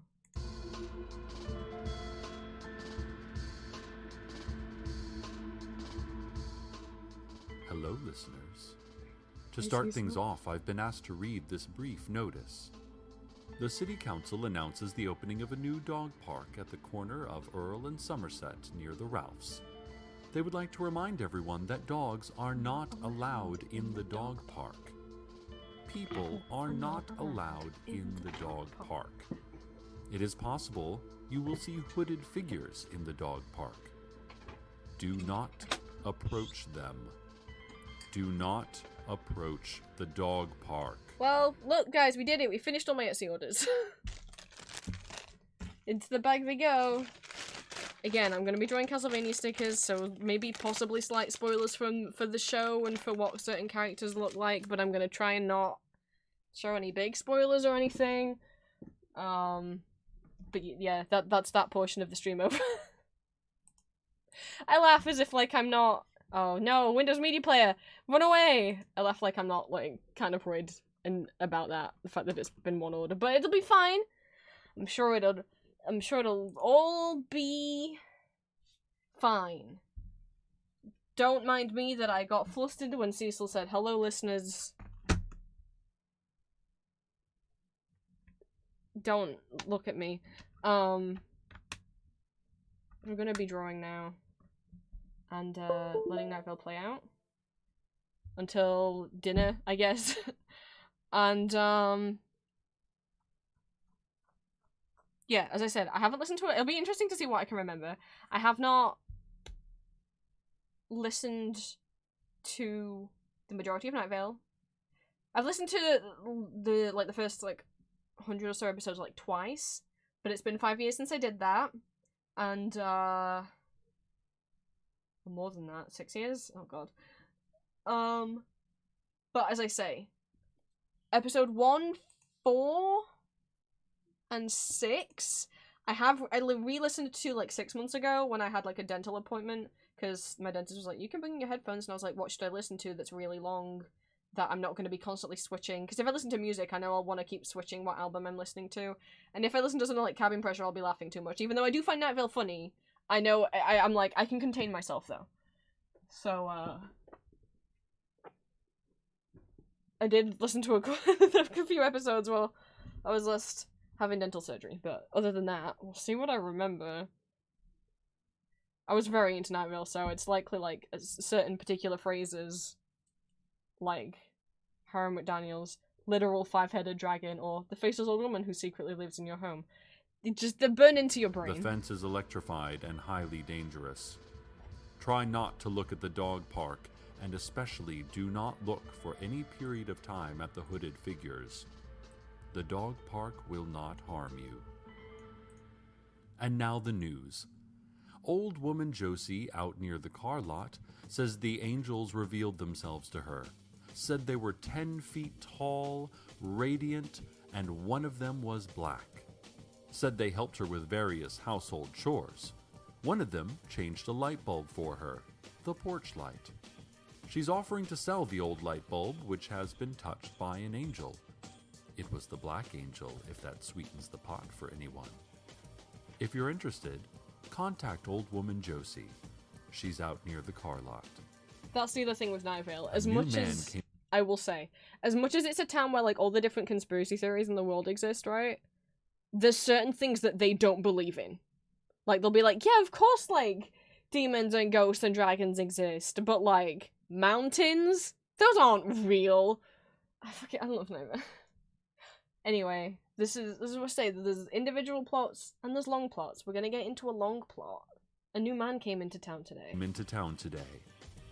Who is he? He's very important. important. What does he want from us? Why his perfect and beautiful haircut? Why his perfect and beautiful coat? He says he is a scientist. Well, we have all been scientists at one point or another in our lives. But why now? Why here? And just what does he plan to do with all those breakers and humming electrical instruments in that lab he's renting? The one next to Big Rico's Pizza. No one does a slice like Big Rico's. no one. He's Just a beautiful, is he, reminder to Cecil? all He is, Green. The thing is with Cecil, though, you know, boy, it sure would be embarrassing if when he finds a new stranger in town beautiful, if he said it out loud on the radio station that everyone in town listens to, including the new stranger. I mean, it'd be really embarrassing if we just broadcasted crushes without really thinking too much about it, wouldn't it? Thank goodness that's not the case. Let's talk about safety when taking your children out to play in the scrublands and the sand wastes. You need to give them plenty of water, make sure there's a shade tree in the area, and keep an eye on the helicopter colors. Are the unmarked helicopters circling the area black? Probably world government. Not a good area for play that day. Are they blue? That's the sheriff's secret police. They'll keep a good eye on your kids and hardly ever take one. Oh, Are they painted with hardly complex ever. murals depicting birds of prey diving? No one knows what those helicopters are or what they want. Do not play in the area. Return to your home and lock the doors until a sheriff's secret policeman leaves a carnation on your porch to indicate that the danger has passed. Cover your ears to blot out the screams. Also, remember, Gatorade is basically soda, so give your kids plain old water and maybe some orange slices when they play. It's a good tip. They'll hardly ever take one. I fucking love the A show. commercial airliner flying through local airspace disappeared today. Put a pin in that, guys! The airplane that disappeared. See, so this is why it's like, you can watch any episode of Night Vale you want out of order, technically. But it's so much more satisfying when you listen to them in order, because, like, the commercial airliner that disappeared, that surely you'll never get mentioned again. A lot of the stuff doesn't, but you could listen to the later episode where the plane reappears, and you would still enjoy the episode. But it's so much more satisfying if you've watched the earlier episode and are like, oh my god, that's the same plane. I like mystery solving, but, like, Night Vale's not that deep. You don't need to be, like, ARG theory man to understand Night Vale. Everything that is to be explained about it is said in the show. There's no secret messages. There's no explaining why the town is the way it is. It just is. But then there's this fun little stuff where you can, like, connect the dots on your own to certain things. And I don't know. I just think it's neat. That was a poor choice of words, considering Cecil's whole thing is that he says neat when he gets tongue-tied. Hi, Apple! We is co-working. We as we co-work, I'm trying to not get as distracted. So, we're gonna listen to stuff to keep us entertained. So we've just started listening to Welcome to Night Vale. I have listened to it before. Obviously no spoilers for any major plot beats. I will not be giving those out. The plane is not a major plot beat. If you might find that triggering, it is a comedy horror podcast, so there is descriptions of things that you might find scary or triggering. I did put the full trigger list in Discord, but stuff like, especially a lot of, like, unreality, derealization, conspiracy theory stuff. It is a fictional thing, but yeah, if you might be sensitive to horror, feel free to not listen to the stream today. But I think it could be fun if I could get art done, if I can not get distracted. And we just all sit back and listen to Night Vale. And I'll try not to pause it too many times. But I might get really excited. We only just started. We're 4 minutes into the first episode. It is it's a podcast, but you could also, like, radio drama, audiobook, presented as if it is a radio broadcast from a fictional town. Where weird shit happens, but it's totally normal for weird shit to happen there. So, come and co-work with us if you would like. Only to reappear in the Night Vale Elementary Gymnasium during basketball practice, disrupting practice quite badly. The jet roared through the small some gym for plot only a points fraction will of a second, and reappear before it during could later strike episodes, any and that's really players or satisfying to me. structure, it vanished again. This time, apparently For good. There is no word yet on if or how this will affect Night Vale Mountain Lions' game schedule, and also if this could perhaps be the work of their bitter rivals, the Desert Bluffs Cacti. This is what I mean about Night Vale. They're like, man, a whole plane disappeared and then reappeared in the middle of the gymnasium, breaking some of the wall in the gymnasium. Now, this could be just, you know, a plane reappearing and disappearing. Or could it be a plot by their bitter basketball rivals? You're like, no. How would they do that? See, so... but that's just normal for Night Vale. Like, maybe the rival team made the plane teleport there. Like, how? What? Desert Bluffs No! is always trying to show us up The desert... No, Caesar. So stupid. through fancier uniforms, better pre-game snacks, and possibly by transporting a commercial jet into our gymnasium, delaying practice for several minutes. They didn't do that, Caesar. For shame, Desert Bluffs. For shame. shame. But they don't like Desert Bluffs, so... they'll That believe new it. scientist, we now know is named Carlos, Hi. called a town meeting. Whoa. He has a square jaw and teeth like a military cemetery. His hair is perfect, and we all hate and despair and love that perfect hair in equal measure. God, it would sure be embarrassing if Cecil had a crush on this new man and he was saying it on the radio, but like... he's not gonna do that, right? Old woman Josie brought corn muffins, which were decent, but lacked salt. She said the angels had taken her salt for a godly mission, and she hadn't yet gotten around to buying more. Carlos told us that we are, by far, the most scientifically interesting community in the U.S., and he had come to study just what is going on around here. Yeah, so Carlos is from, like, the outside world, which you may think is normal, right? More normal than Night Vale, but doesn't seem to be as normal as our reality. He grinned, and everything about him was perfect, and I fell in love instantly. Uh-oh! Cecil, I said it would be embarrassing if you admitted to having a crush on him on air. He can hear this, Cecil.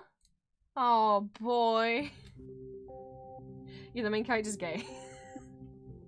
There's another little win. Government agents from a vague yet menacing agency were in the back, watching. I fear for Carlos. I fear for Night Vale. I fear for anyone caught between what they know and what they don't yet know that they don't know.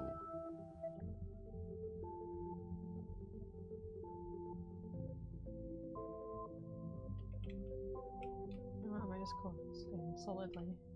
All the music, by the way, is by Disparition. Let me try and type that out.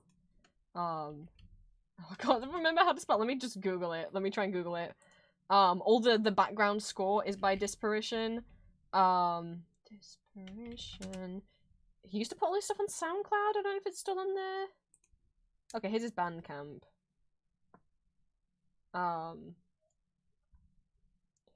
In particular, from what I remember, Transmuted, this album with the Sun, that definitely has some of Night Vale. Not all of the music he's done has been used for Night Vale. It's not like there's a soundtrack to Night Vale album. It's just they used him, with his permission, used his music for Night Vale. I know this album in particular, Transmutations, has stuff from Night Vale in it, like songs that were then later used in Night Vale. Don't think it has the main theme on it. It doesn't. I remember really liking this album. I wish I could remember which one has the theme on it, but that's the only album cover that looks familiar to me. It's been many years. I remember what the song was called, The Ballad of Something and Something. Let me see if I can find and link. If you end up liking any of the background music, it is pretty nice. Most of it's pretty, like, ambient, kind of lo-fi, you could say. But at first they just used music he'd already written with his permission, and then as he kept writing music and Night Vale got more popular, some of the stuff might have been more specifically written for Night Vale, but there's no, like, Night Vale original soundtrack. You just have to go through Disparition's albums and see what you recognize, and when I say that, I mean I started doing that once. I went through every single one of his albums, every single track. I would go through— oh my god, I gave up after 5 episodes, but for the first 5 episodes of Night Vale, I actually went through listened to the music, and then went through every single track on Disparition's discography and found what track that was. Because I was like, yeah, that'd be a cool project. I'm gonna make a list of, like, every song used in Night Vale. I gave up after 5 episodes. It took so much time. Because he had so many albums out by then. Oh my god, I haven't posted any Welcome to Night Vale related stuff on my Tumblr in 7 years. Anyway, I immediately found the post. This was the post. I went through and was like, this is every song that's used in episode 1. This is just episode 1. 1, 2, 3, 4, 5, 6, 7, 8, 9, 10 tracks. Just in episode 1. And I did that for the first 5, I think, episodes. Yeah, and then I was like, that took too long. I have, I think at the time I was in college, I was like, I have a life that, and coursework. I couldn't keep doing that. But, let me link to Disparition's YouTube if you end up liking any of the music. Obviously the earliest albums will be what is in Night Vale, but I wish I could tell you what album they were all on, whichever his earliest ones were. Oh no, is all of his music not on here? Oh. The song wasn't on here that I wanted. Well, not all of his music might be on YouTube, but at least it's all on Bandcamp. Oh, because it's under Disparition as a topic. Why does YouTube split things up like this now? Anyway, here's the opening theme. I guess I should have linked Disparition the topic.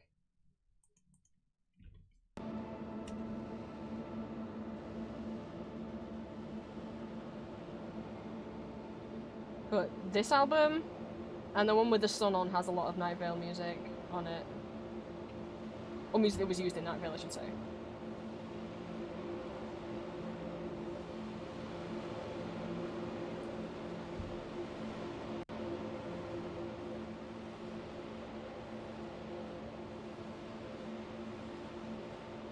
I know it doesn't sound like music yet, but just trust me.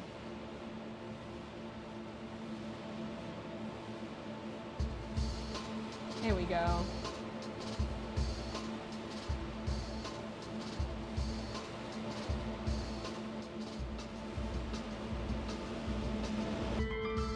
See, it's all okay.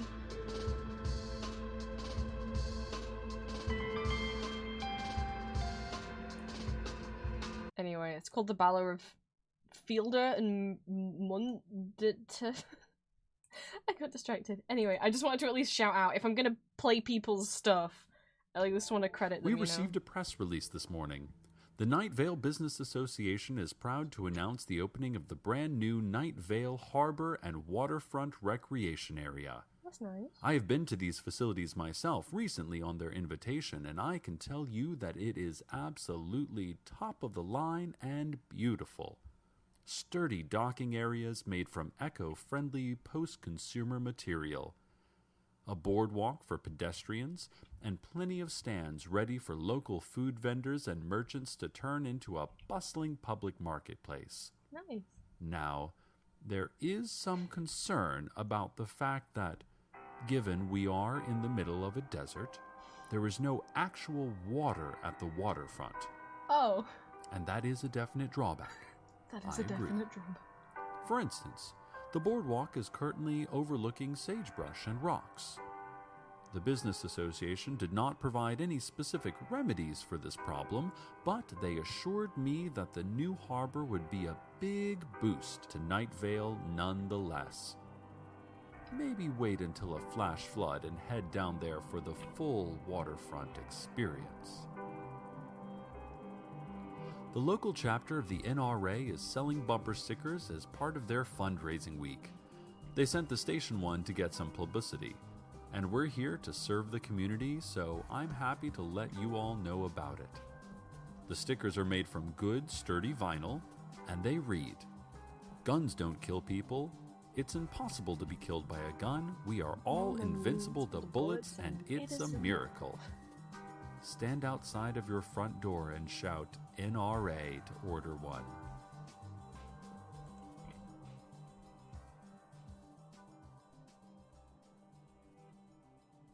Carlos and his team of scientists warned that one of the houses in the new development of Desert Creek, out back of the elementary school, doesn't actually exist. Put a pin in that. The house It doesn't seems exist. like it exists, explained Carlos and his perfect hair.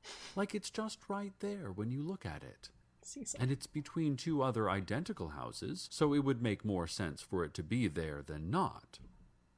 But, he says, they have done experiments and the house is definitely not there. At news time, the scientists are standing in a group on the sidewalk in front of the non-existent house, daring each other to go knock on the door. A great howling was heard from the Night Vale post office yesterday. Postal workers claim no knowledge, although passers-by describe the sound as being a little like a human soul being destroyed through black magic. Oh, The Indian tracker, now, I don't know if you've seen this guy around. Asshole. He's the one that appears to be of maybe Slavic origin, yet wears an Indian headdress out of some racist cartoon and claims to be able to read tracks on asphalt. He appeared on the scene and swore that he would discover the truth. No one responded because it's really hard to take him seriously in that headdress of his.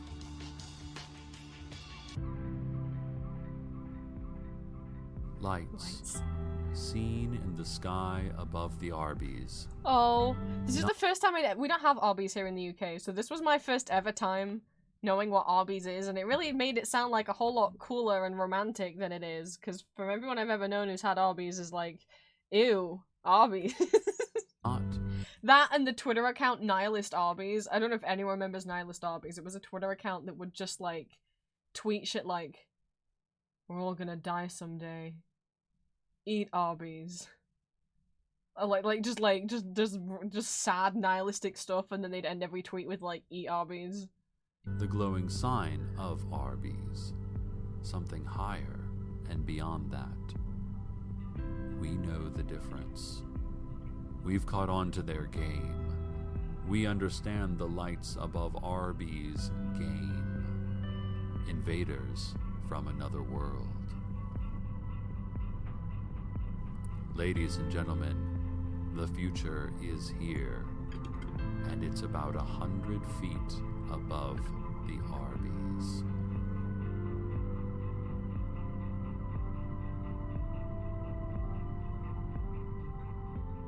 Carlos and his scientists at the monitoring station near Route 800 say their seismic monitors have been indicating wild seismic shifts, meaning to say that the ground should be going up and down all over the place.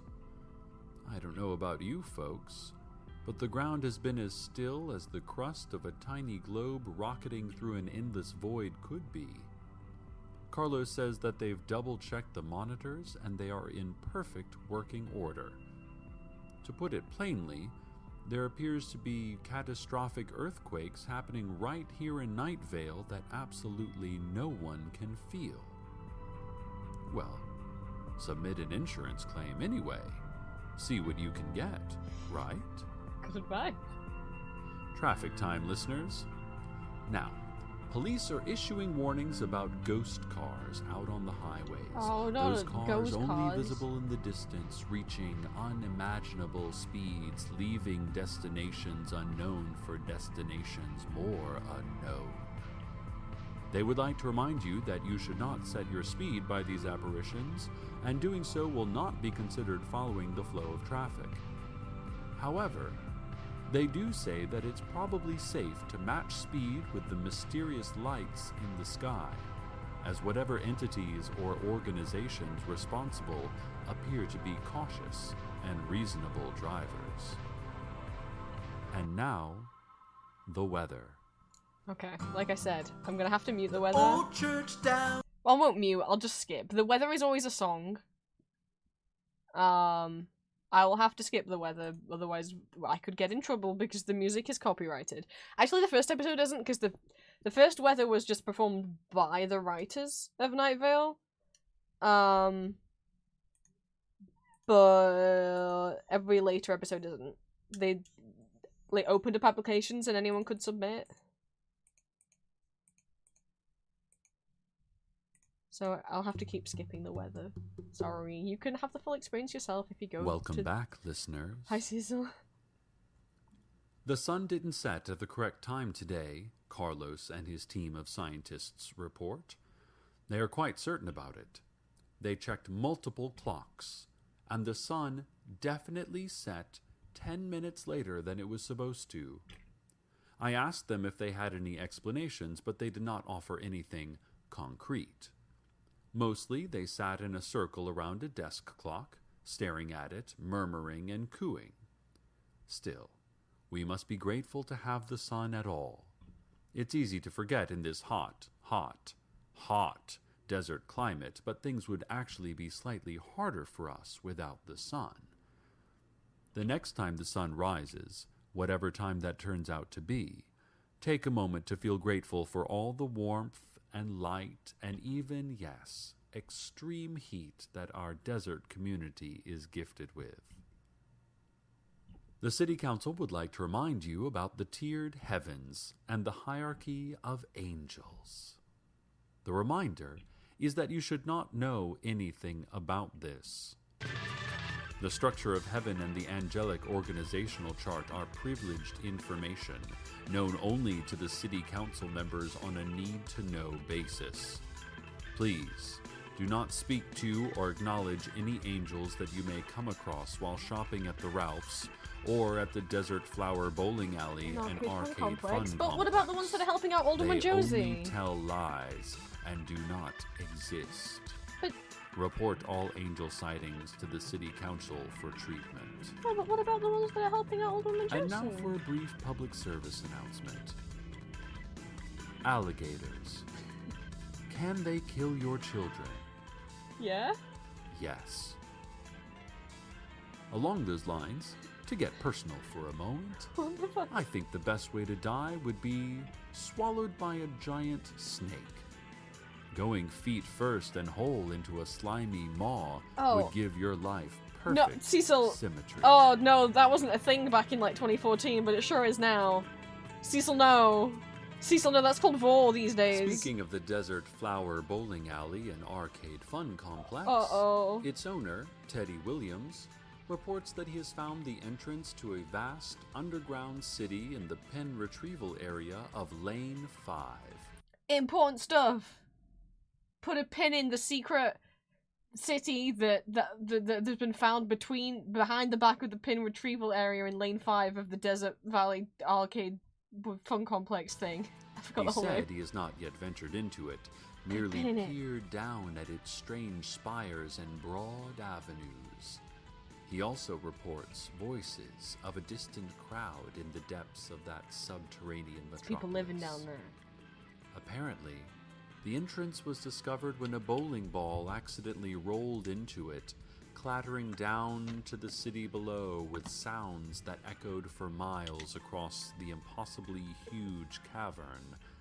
So, whatever population that city has, they know about us now, and we might be hearing from them. It's miles and miles and miles below the ground, so I'm sure we'll be fine. Carlos, perfect and beautiful, came into our studios during the break earlier, but declined to stay for an interview. He had some sort of blinking box in his hand, covered with wires and tubes. Said he was testing the place for materials. I don't know what materials he meant, but that box sure whistled and beeped a lot. When he put it close to the microphone, it sounded like a bunch of baby birds had just woken up. Really went crazy. Carlos looked nervous. I've never seen that kind of look on someone with that strong of a jaw.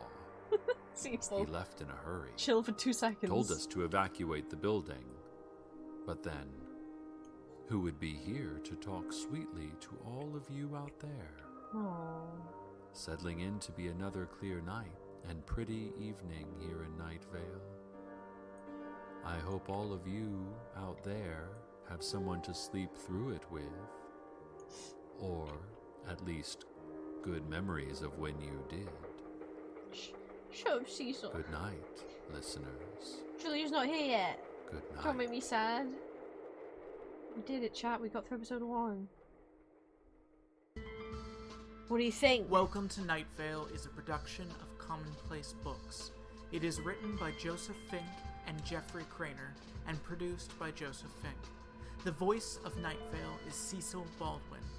Original music by Disparition. All of it can be downloaded for free at disparition.info. This episode's weather was These and More Than These, also by Joseph. Check out commonplacebooks.com for more information on this show, as well as our books on the unused story ideas of H.P. Lovecraft and what it means to be a grown-up. Today's proverb, look to the north. Keep looking. There's nothing coming from the south. On to episode 2. Episode 2 The is desert called... seems vast. Cecil. The desert 2 is called... The fucking Cecil, you made me say desert instead of episode. The second episode is called Glow Cloud. Oh, hang on. What? No, I didn't say anything. The desert seems vast, even endless. And yet, scientists tell us that somewhere, even now, there is snow. Welcome to Night Vale.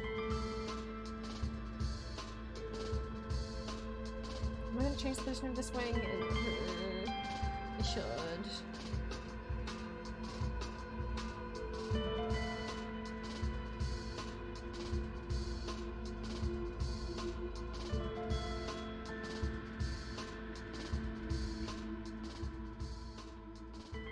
The Night Vale Tourism Board's Visitable Night Vale campaign has kicked off with posters encouraging folks to take their family on a scenery-filled jaunt through the trails of Radon Canyon.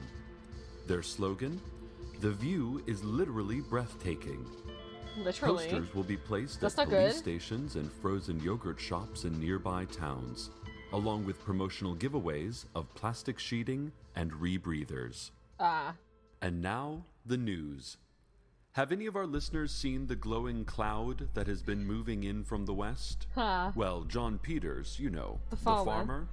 he saw it over the western ridge this Forgot morning. about... Again, there's little things like John Peters, you know, the farmer. They can't just say John Peters, they have to follow it up with, you know, the farmer every time. Every time. Said he would have thought Oh god, I'm realizing that, like, Night Vale probably was some of my first vocal stims before I knew what stimming was. it was the setting sun if it wasn't for the time of day. Apparently, the cloud glows in a variety of colors, perhaps changing from observer to observer, although all report a low whistling when it draws near. One death has already been attributed to the glow cloud. Oh no! But listen, it's Yeah? probably nothing. Okay. If we had to shut down the town for every mysterious event that at least one death could be attributed I mean, to, it's time we shut down every we'd day. never have time to do anything, right? Right. That's what the sheriff's secret police are saying, and I agree. Although, I would not go so far as to endorse their suggestion to run directly at the cloud, shrieking and waving your arms just to see what it does. Don't do that.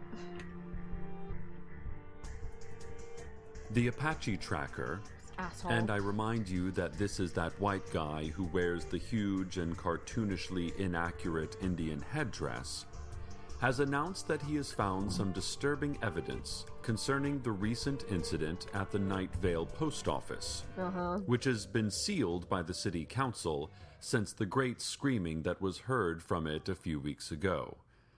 He said that using ancient Indian magics, Fucking he Jesus slipped Christ. through council security into the post office and observed that all the letters and packages had been thrown about as in a whirlwind. That there was the heavy You probably stench just, of scorched dude, you just walked flesh. past them, that's what you did. That the words written in blood on the wall said, "More to come, and soon." Can you believe this guy said he used Indian magics? Can't. What an asshole. Anyway, I'm sure that's nothing to worry about. Here's something odd. There is a cat hovering in the men's bathroom at the radio station here. He seems perfectly happy and healthy, but it's floating about 4 feet off the ground next to the sink. Doesn't seem to be able to move from its current hover spot. He can't move. If from you his pet him, spot. he purrs, and he'll rub on your body like a normal cat if you get close enough. Fortunately, because he's right by the Sweet baby sink, boy. it was pretty easy to leave some water and food where he could get it. And it's nice to have a station pet. Sweet baby boy. Wish it wasn't trapped in a hovering prison in the men's bathroom, but listen, no pet is perfect. No pet is perfect. It becomes perfect when you learn to accept it for what it is. That's such good words, Cecil. And now, a message from our sponsors. I took a walk on the cool sand dunes, Bye, Queen. brittle grass I'm glad you managed to catch overgrown, Koshek's and introduction. above me in the night sky, above me I saw bitter taste of unripe peaches and a smell I could not place nor could I escape. I remembered other times that I could not escape. I remembered other smells. The moon slunk like a wounded animal. The world spun like it had lost control.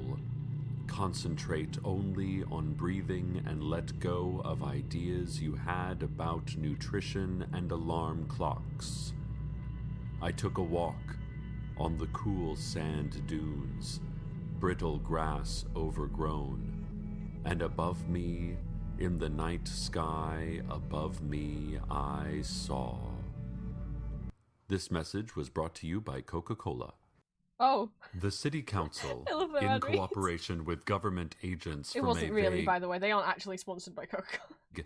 yet menacing agency, is asking all citizens to stop by the Night Vale Elementary School gymnasium tonight at 7 for a brief questionnaire about mysterious sights that definitely no one saw and strange thoughts that in no way occurred to anyone, because all of us are normal, and to be otherwise would make us outcasts from our own community.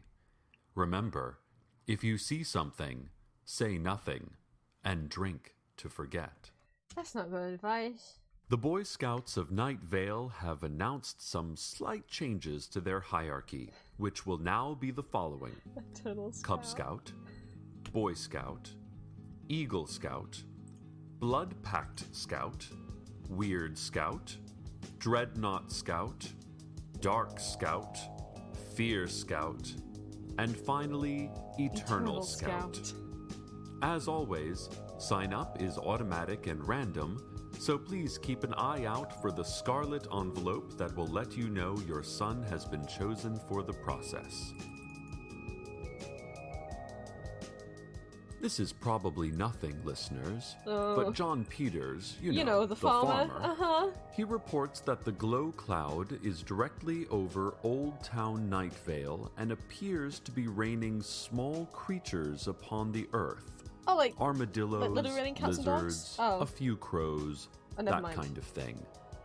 Fortunately, the animals appear to be dead already, so the Night Vale Oh. Animal Control Department has said that it should be a snap to clean those up. Oh. They just have to be tossed on the Eternal Animal Pyre in Mission Grove Park. Oh. So if that's the worst the glow cloud has for us, I say go ahead and do your daily errands. Just bring along a good, strong umbrella, capable of handling falling animals up to, say, 10 pounds. Oh. More on the glow cloud as it continues to crawl across our sky. And hey, here's a tip. Take your kids out and use the cloud's constantly mutating hue to teach him or her the names of colors. It's fun, and it shows them the real-life Is it? applications of learning. Okay. Does it though? Alert. The sheriff's secret police are searching for a fugitive named Hiram McDaniels, Hiram who McDaniels. escaped custody last night following a 9 p.m. arrest. McDaniels is Watch out, described guys. as a 5-headed dragon, He is. approximately 18 feet tall, with mostly green eyes and weighing about I have a 3,600 t-shirt pounds. with him on. He is suspected of insurance fraud. Insurance fraud! McDaniels Criminal. was pulled over for speeding last night, and the secret police became suspicious when he allegedly gave the officers a fake driver's license for a 5'8" man named Frank Chen. After discerning that Frank Chen was actually a 5-headed dragon from somewhere other than our little world, the secret police searched That's right, McDaniels' Hiram's not actually from Night Vale. But yeah, I mean, even the inept secret police could tell that the 5-headed dragon wasn't a human Vehicle. man. Representatives How long from that took local them? civil rights organizations have protested that officers had no legal grounds to search the vehicle. Probably didn't. But they ceded the point when reminded by secret police officials that our backwards court system will uphold any old authoritarian rule made up on the fly by unsupervised gun-carrying thugs of a shadow government. Fuck. The secret police say McDaniels escaped custody by breathing fire from Right. his purple head, and he was last seen flying and violet shrieking head. over Thank Red you. Mesa. Secret police are asking for tips leading to the arrest of Hiram McDaniels. They remind you that, if seen, he should not be approached, as he is literally a 5-headed dragon.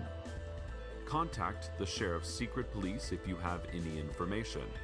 Ask for Officer Ben. Helpful tipsters will earn 1 stamp on their Alert Citizen card. Collect 5 stamps, and you get stop sign immunity for 1 year. What happened to if you see something, say nothing? And now, a look at the community calendar. Saturday, the public library will be unknowable. Citizens will forget the existence of the library from 6 a.m. Saturday morning until 11 p.m. that night. The library will be under a sort of renovation. It is not important what kind of renovation.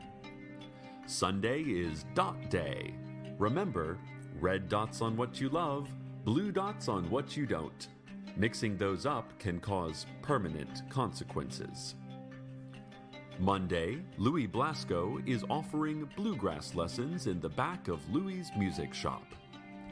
Of course, the shop burned down years ago, and Louis skipped town immediately after with his insurance money, but he sent word that you should bring your instrument to the crumbled, ashy shell of where his shop once was and pretend that he is there in the darkness teaching you. The price is $50 per lesson, payable in advance. Tuesday afternoon, join the Night Vale PTA for a bake sale to support Citizens for a Blood Space War. Proceeds will go to support neutron bomb development and deployment Forgot to our about the Blood outer Space solar War. system allies. Wednesday has been cancelled due to a scheduling error. And on Thursday is a free concert. And that's all it says here.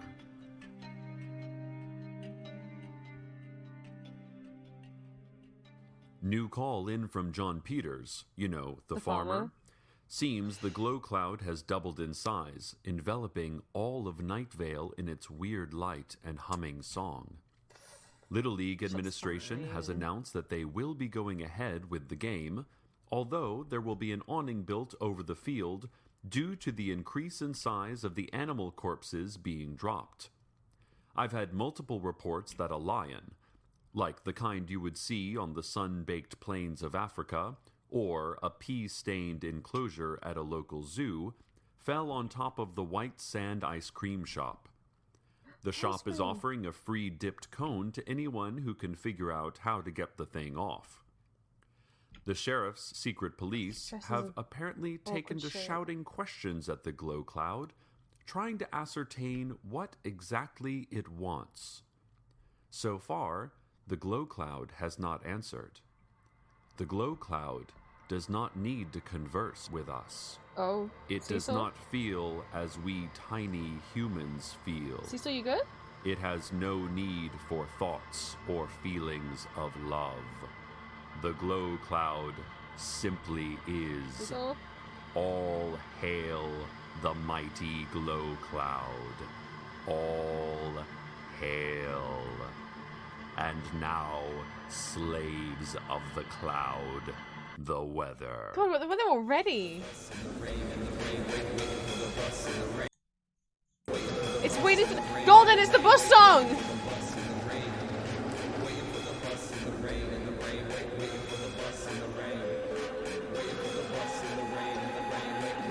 Oh, Golden had to leave. Golden had to leave, oh no! They're not gonna hear the bus song! They wanted the bus song! Oh no! They're gonna miss the bus song! Where is the bus? But I can't play it because we'll get in trouble. I'm sorry. We have to skip waiting for the bus in the rain. Okay, where are you going? Thought you were waiting for the bus. Oh, cool, there it is. Sorry, listeners. Not sure what happened in that earlier section of the I broadcast. think you got possessed by the as glow in, cloud? I actually don't remember what happened. Tried to play back the tapes, but they're all blank and smell faintly of vanilla. The glow cloud, meanwhile, has moved on. It is now just a glowing spot in the distance, humming east to destinations unknown. We may never fully understand or understand at all what it was and why it dumped a lot of dead animals on our community. But, and I'm going to get a little personal here, Yeah?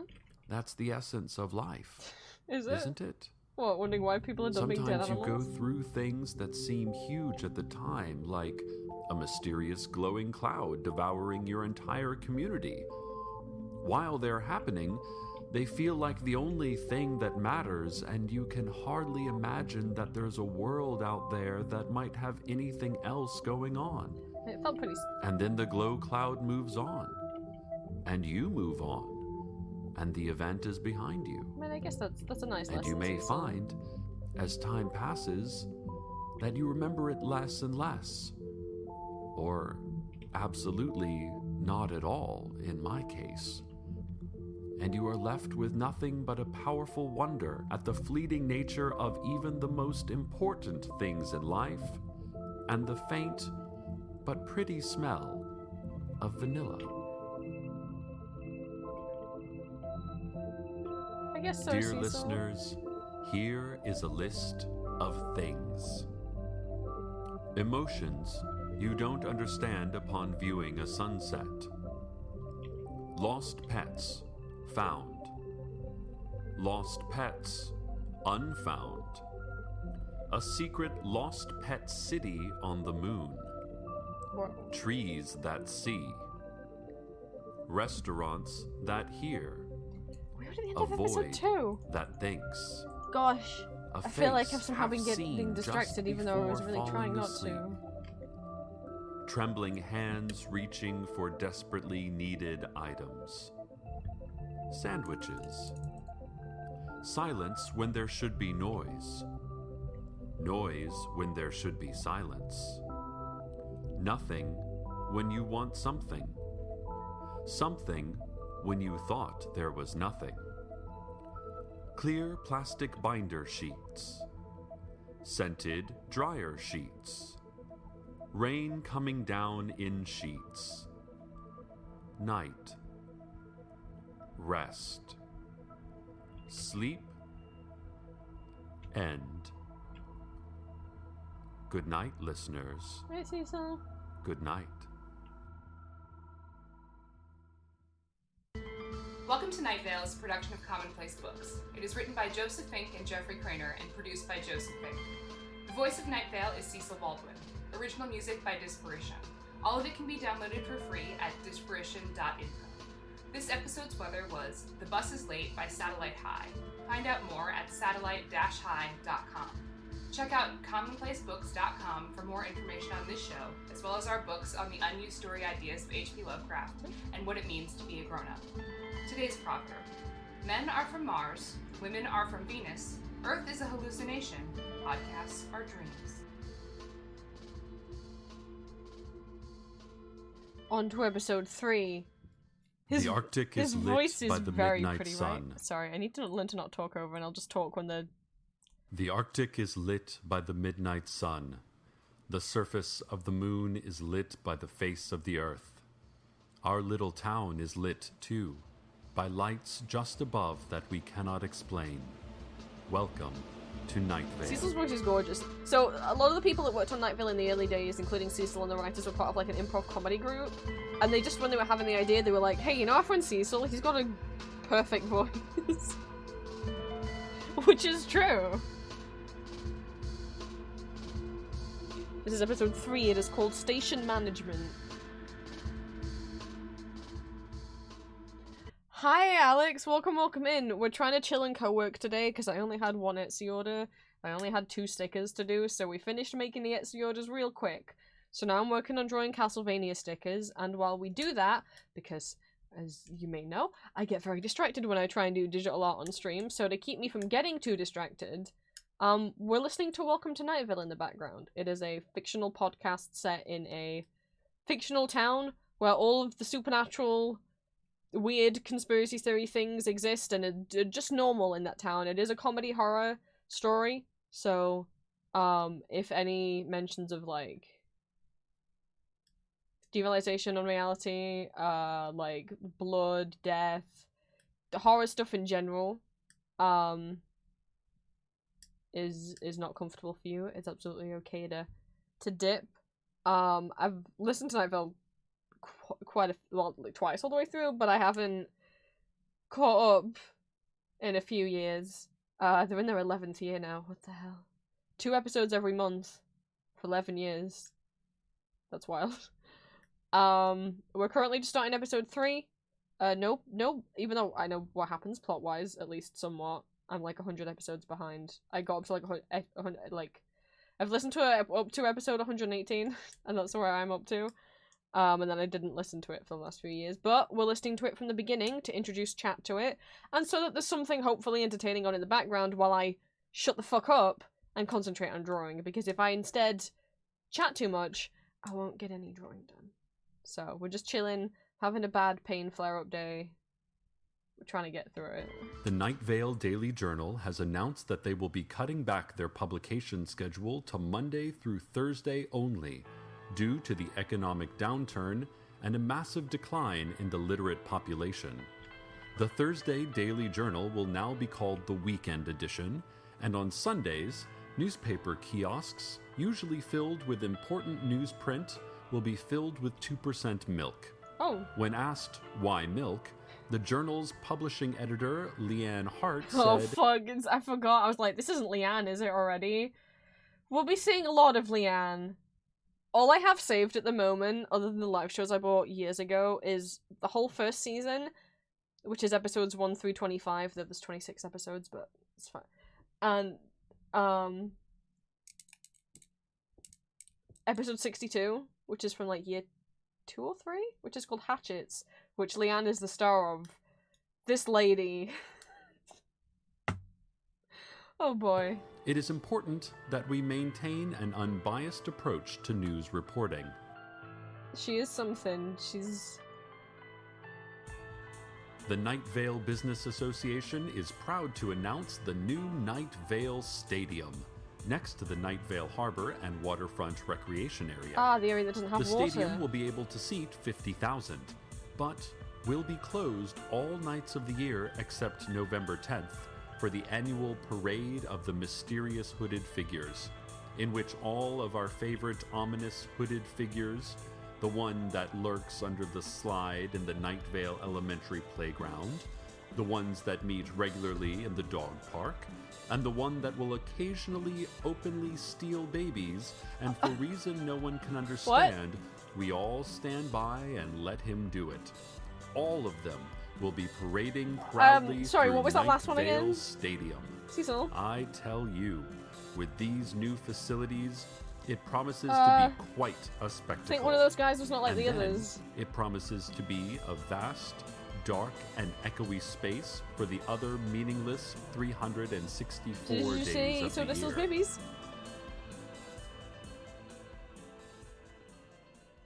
That sounds like Here at the what you radio said. station, it's contract negotiation season with the station management again. Oh, good luck. That's always an interesting time. Now, obviously, I'm not allowed to go into details, but negotiation is tricky when you're never allowed to glimpse what you're negotiating with. Station management stays inside their office at all times, only communicating with us through sealed envelopes that are spat out from under the door like a sunflower shell through teeth. Then, in order to respond, you just kind of shout at the closed door and hope that management hears. Sometimes you can see movements through the frosted glass, large shapes shifting around, strange tendrils whipping through the air. Architecturally speaking, the apparent size of management's office does not physically make sense given the size of the building, but it's hard to say, really, as no one has ever seen the actual office, only its translucence. Look, I've probably said too much. I can see down the hall that an envelope just came flying out. I pray it's not another HR retraining session in the dark box. But what can I say? I'm a reporter at heart. I can't not report. Cecil, I hope you don't get fired. Oh. My. Maybe you get a raise. Let's go to the 7-day outlook. Your daily Raise for shades of Cecil? the sky forecast. Monday, turquoise. Tuesday, taupe. Wednesday, robin's egg. Thursday, turquoise taupe. Friday, coal dust. Saturday, coal dust with chances of indigo in the late afternoon. Sunday, void.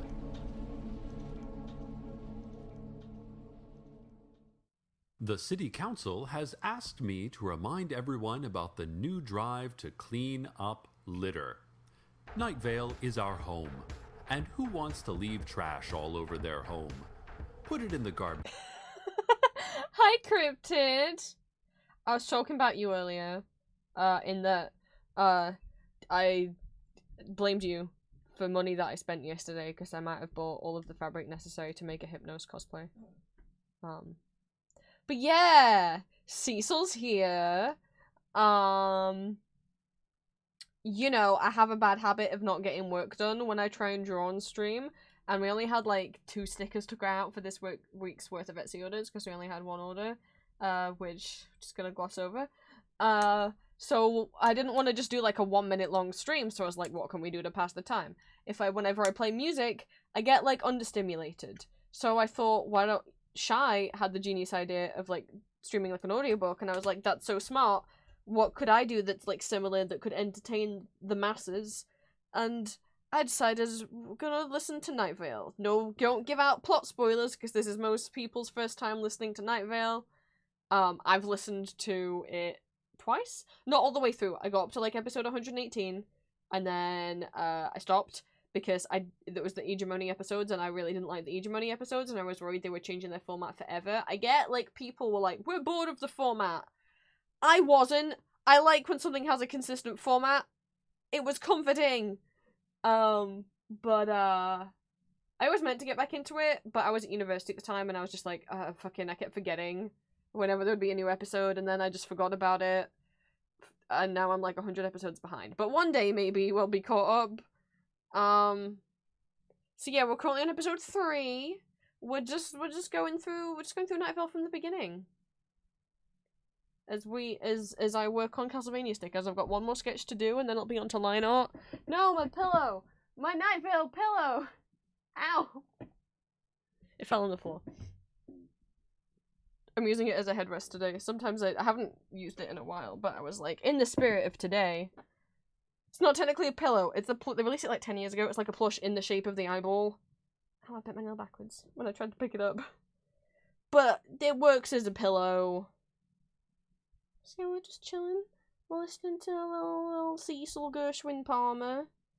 And surprising myself at like how much I remember. Like I listened to episode 1, 5, and 6 like 6 months ago while I was in the dentist to pass the time while they were working on my teeth. But then before that, I haven't listened to any in like 6 years, 5 years. So I'm glad some things I'm remembering. Like when they say John Peters, you have to finish it with, you know, the farmer. Which can. I'm realizing how many things were vocal stims. Like, because there's so many things in Night Vale that have such a specific, like, long title, like The Faceless Old Woman Who Secretly Lives in Your Home, or The Shape in Grove Park that no one acknowledges or speaks about, or the Desert Alley. What is it? Oh, fuck. It's the Desert something bowling alley and arcade fun complex, but I can't remember the... Desert Flower? I think Desert Flower, bowling alley, and arcade fun complex. Like, just those long names, I'm just like... I like saying them. Get back into Night Vale too. I have a few of the books. I have the first 2 novels, which again, there's novels. You don't have to have watched the show to understand the books. So I have the first one, which is called Welcome to Night Vale, and I have It Devours. And I've read the first one when it first came out. I don't remember anything about it. I think it. Well, I do because it's got the man in the tan jacket in it, and there's like backstory for him if that's a character that you're curious about. It's really sad, actually. It's quite sad.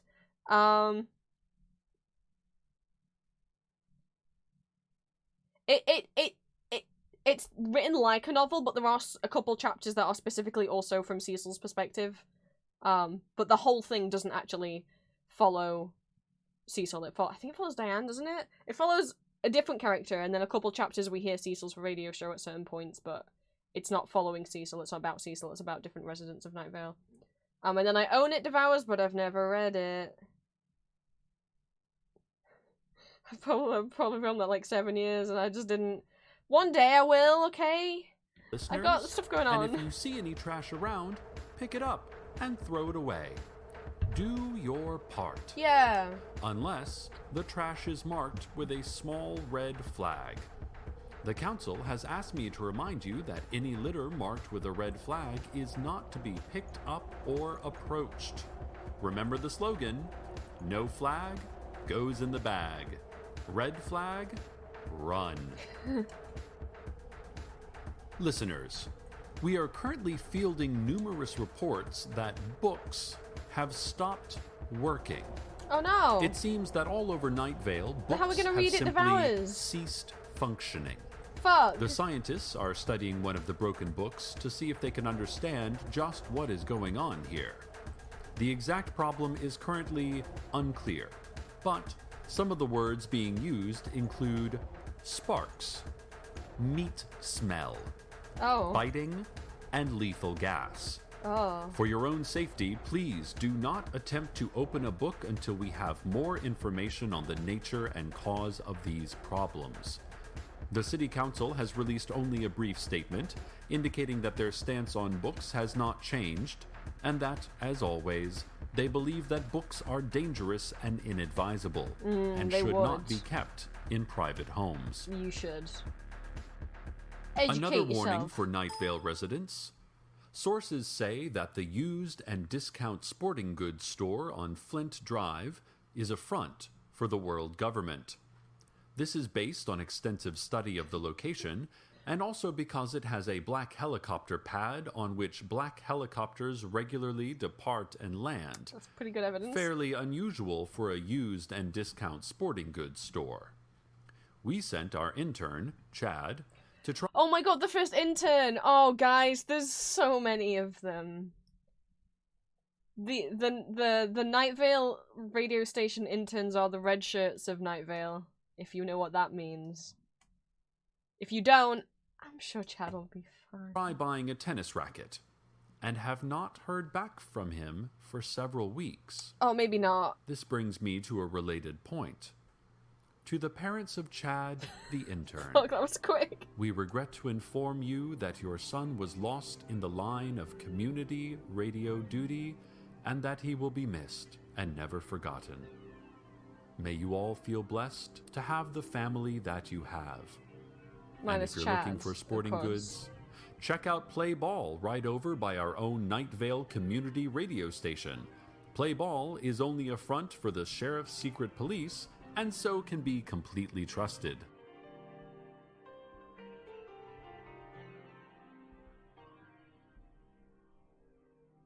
Larry Leroy, out on the edge of town, reported that a creeping I without even thinking, my brain just finished the sentence.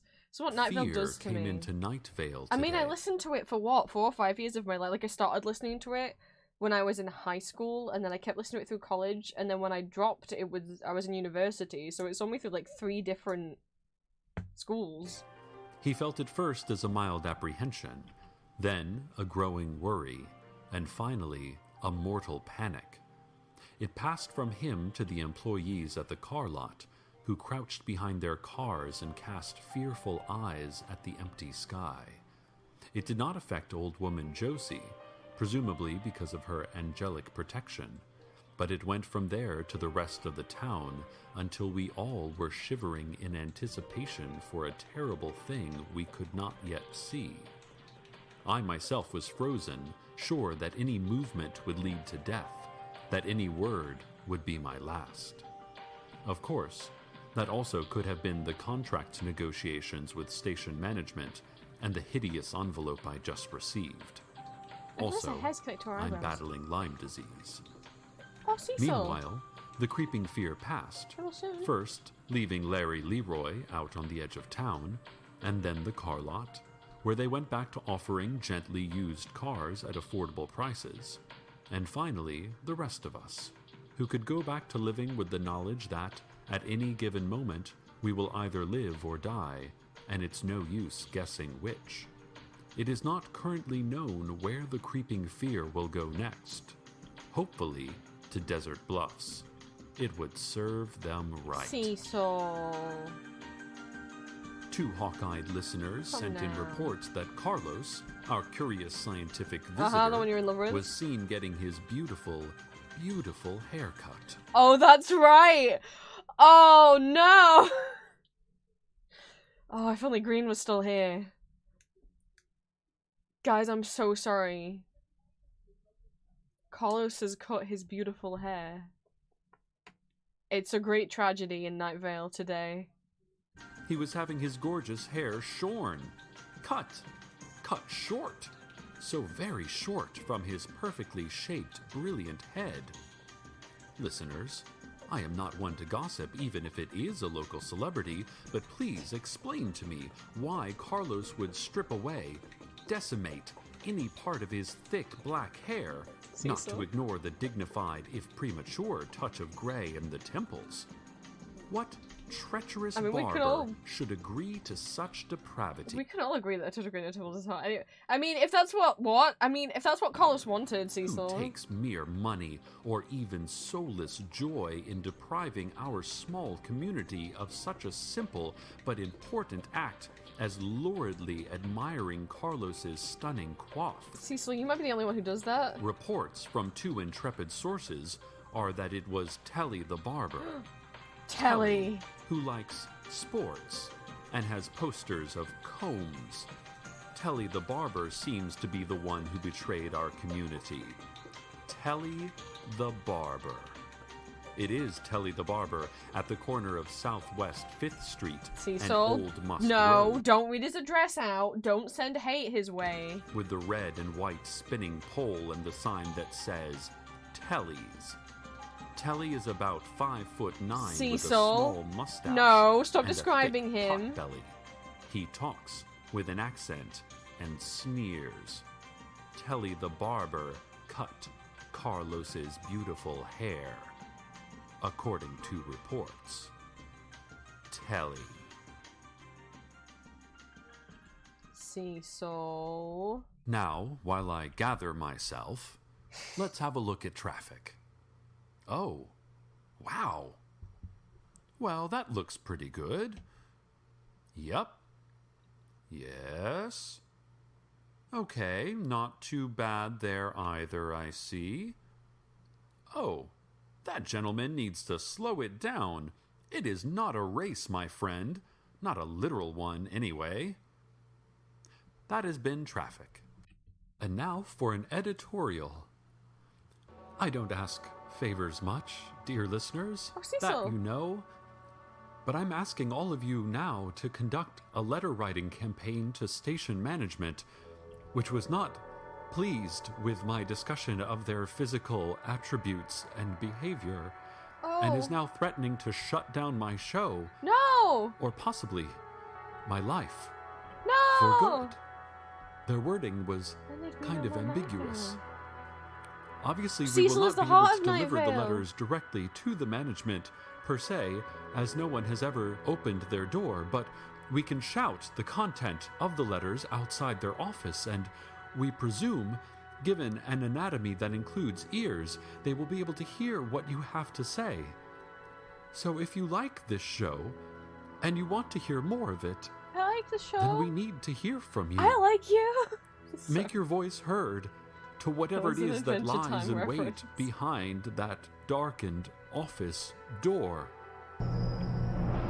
Oh, I'm sorry, dear listeners. We'll be back after this word from our sponsors. Cecil, be careful. This segment has been brought to us by Big Rico's Pizza. No one does a Listeners, slice like we Big are proud to Rico's. have Big Rico's as a sponsor of our show. You will not find a better pizza joint in all of Night Vale than Big Rico's. Just the other night, I stopped by Big Rico's. I was in the mood for a delicious pizza slice, and since Big Rico's is the only pizza place in Night Vale that is not burnt to the ground in an unsolved arson case, Could be, unsolved. I think I might have solved it, Cecil. I think maybe it was Big Rico. and did I mention is also the best pizza in town, I ordered a single Rico slice with 2 authentic toppings, and boy was I satisfied. The flavor was scrumptious. The taste was also scrumptious. And it was warm, the pizza slice. I have been told that even the hooded figures eat there. The waitstaff look like they avert their hollow gazes quite a bit. Even the city council offers its ringing endorsement of Big Rico's. All Night Vale citizens are mandated to eat at Big Rico's once a week. It is a misdemeanor not to. Uh-oh. Big Rico's Pizza. No one does a slice like Big Rico, folks. No one. No one. And now, sweet listeners, Oh, Cecil, be okay. the weather. Which means we have to... Sadly, we have to mute now, so I don't get in trouble.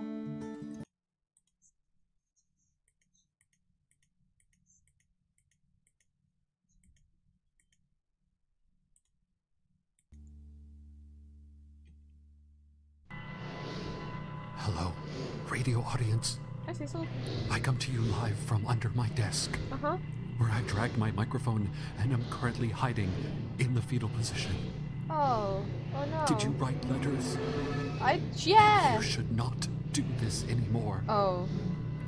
Station management has opened its door for the first time in my memory and is now roaming the building. Uh-oh. I don't know exactly what management looks like, as that is when I took cover under my desk, and I can only hope that they are not I just listening to what's remembered going about out right something that now, happens or to else I may station have management sealed in the my future. fate.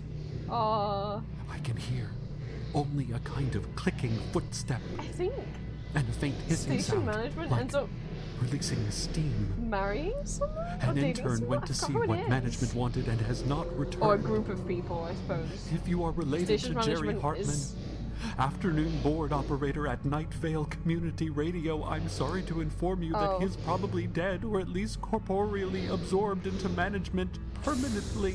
Your management is probably multiple beings. Jerry That's and like one Chad, being. the interns, will both be missed, but we will surely see them in the Thanksgiving Day Dead Citizens Impersonation Contest, which this year will be in the Employee Lounge under the Night Vale Mall from 11 a.m. to 9:45 p.m. There will be a cash bar and 2 twister boards. 2? You I'm going to spoilers, see if I can Cecil. make a break for the door. If you don't hear from me again. I will say, just in case, like, there are some scenes like this that are more serious, Cecil is always okay. I know it's spoiler, he doesn't die in episode 3, oh my god. But, like, just in case, because I'm like, I realized I maybe should have said that. There are some moments where Cecil's like, oh my god, everything's always okay. I mean, there are some characters that get killed off, but Cecil is not one of them. It's normally just, like, side characters. For the most part, most people are fine. I don't think that's a big spoiler. I just want to assuage anyone's anxiety. It has truly been a pleasure. Good night, Night Vale. And goodbye.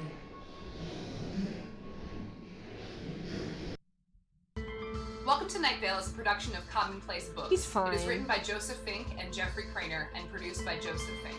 The voice of Night Vale is Cecil Baldwin. Original music by Disparition. All of it can be downloaded for free at disparition.info. This episode's weather was Bill and Annie by Chuck Brodsky. Find out more at chuckbrodsky.com. Check out commonplacebooks.com for more information on this show, as well as our books on the unused story ideas of H.P. Lovecraft and what it means to be a grown-up. Today's proverb: there's a special place in hell. It's really hip. Very exclusive.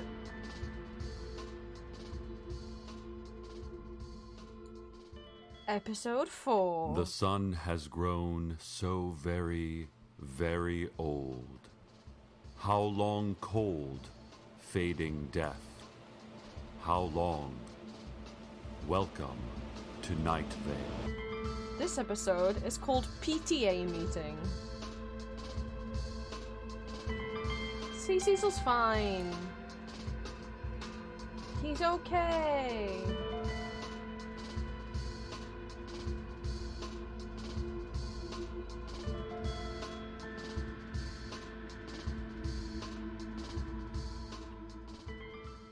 Our top story. No, he's not Last going to mention night's what Night Vale happened. PTA meeting ended in bloodshed as a rift in space-time split Oh. open in the Main Street Recreation Center auditorium, Oh shit. setting loose several confused and physically aggressive pteranodons.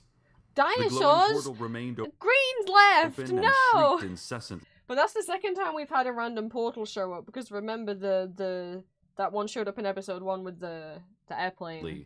An unholy sound that witnesses say resembled noisy urchin children caught in a combine harvester and then slowed down and amped up through some kind of open source, easy to use audio editing software.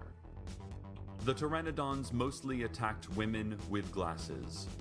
Authorities are still unsure why, as Night Vale's only flying dinosaur expert, Joel Eisenberg, still has not recovered from last year's bout with throat spiders. Oh. It took most of an hour to corral the panicked beasts back into the vortex and resume the meeting, Probably okay. which had mostly been about recent lunchroom price hikes and had devolved into name-calling because Susan Willman called Diane Creighton's son, Josh, a bit tubby, and that maybe he needs a financial incentive to eat a bit less. Wow. What In a this bit. reporter's opinion, Susan Willman is dangerously obsessed with the New York Times best-selling Freakonomics books. Dangerously so. Right? So yeah, so the Diane that was mentioned there is who is one of the main characters in the first novel. But also, fuck Susan. Fortunately, Josh is fine. No one- It's not Josh's fault. Look, his father isn't around. You can find out why in the book. Diane's was doing her injured or best. killed in the incident. Also, there's nothing wrong if he is a bit tubby. Like, that's fine. He can still be healthy. Although experts from Scrub, Timothy's Susan. Auditorium Repair Contractors, Inc. estimates close to $750,000 in damage has been done to the rec center auditorium, and that cost includes free storm windows and a complimentary seasonal insulation consultation. It's election season again, and you know what that means. Sheriff's secret police will be coming by to collect the certain mayor? family members so that everyone votes for the correct council seats and there's Oh. no confusion. No, council seats. These family members will be held in a secure and undisclosed location, which everyone knows is the abandoned mine shaft outside of town. But don't let the name fool you, listeners. It's been used for years for so many kidnappings and illegal detentions that the abandoned mine shaft outside of town is actually a pretty nice location these days, Oh, featuring that's good. king-size beds, free Wi-Fi, and HBO. Also, torture cubicles, but I don't think anyone's going to make the council use those. Remember, this is America. I don't think vote anyone's gonna correctly, make the council or use never those. see your loved ones again. Jesus. This message brought to you by the City Council. I think it might be the city. I think the city council and station management. The Night Vale Daily Start Journal dating, I today think, if I announced remember that right. due to the recent economic downturn, they will start running ads on the front page. Any business interested in running one of these Platinum Premium ads should contact editor Leanne Hart. Oh, hi, Leanne. Hart mentioned that they have also created a Write she's Your a Own piece of work. News Story program for interested citizens. Write your own news story. Because- That's not news, Diane. That's fiction. You can't promote that as news. Since every writer has been laid off, the Daily Journal now needs these community contributions to supply Night Vale Cool. So she fired all of her staff and now wants everyone else to write the stories for free, but also doesn't care if they're accurate or not. with important news God and dang it, features. Leanne. The first Platinum Premium ad runs next Monday and features the terrified face of an infant primate with a superimposed spoon that has been stone sharpened to a rough point, and the tagline, "Better use Tide." Hart also said that last year's explosion that decimated the Daily Journal's distribution plant is still totally an accident. I know, so just And listening. would like Oh, her Apple. insurance- I mean, I'm glad you're finding it captivating, but yeah, come on, we can do this. We can concentrate and draw. That's all of the sketches done that I need to have done. Now we will be getting onto line art. So, oh yeah. I've done 3 sketches. How many hours has it been? Well, I talked for the first hour. I think I've still been working slower than usual, but it's fine. This is... It's slower than if I was... It's less progress than if I'd been off stream, but it's more progress than I've ever done before on stream. I think Night Vale is working. So let me get the first page Threat back to up. call her back. Please, call her back.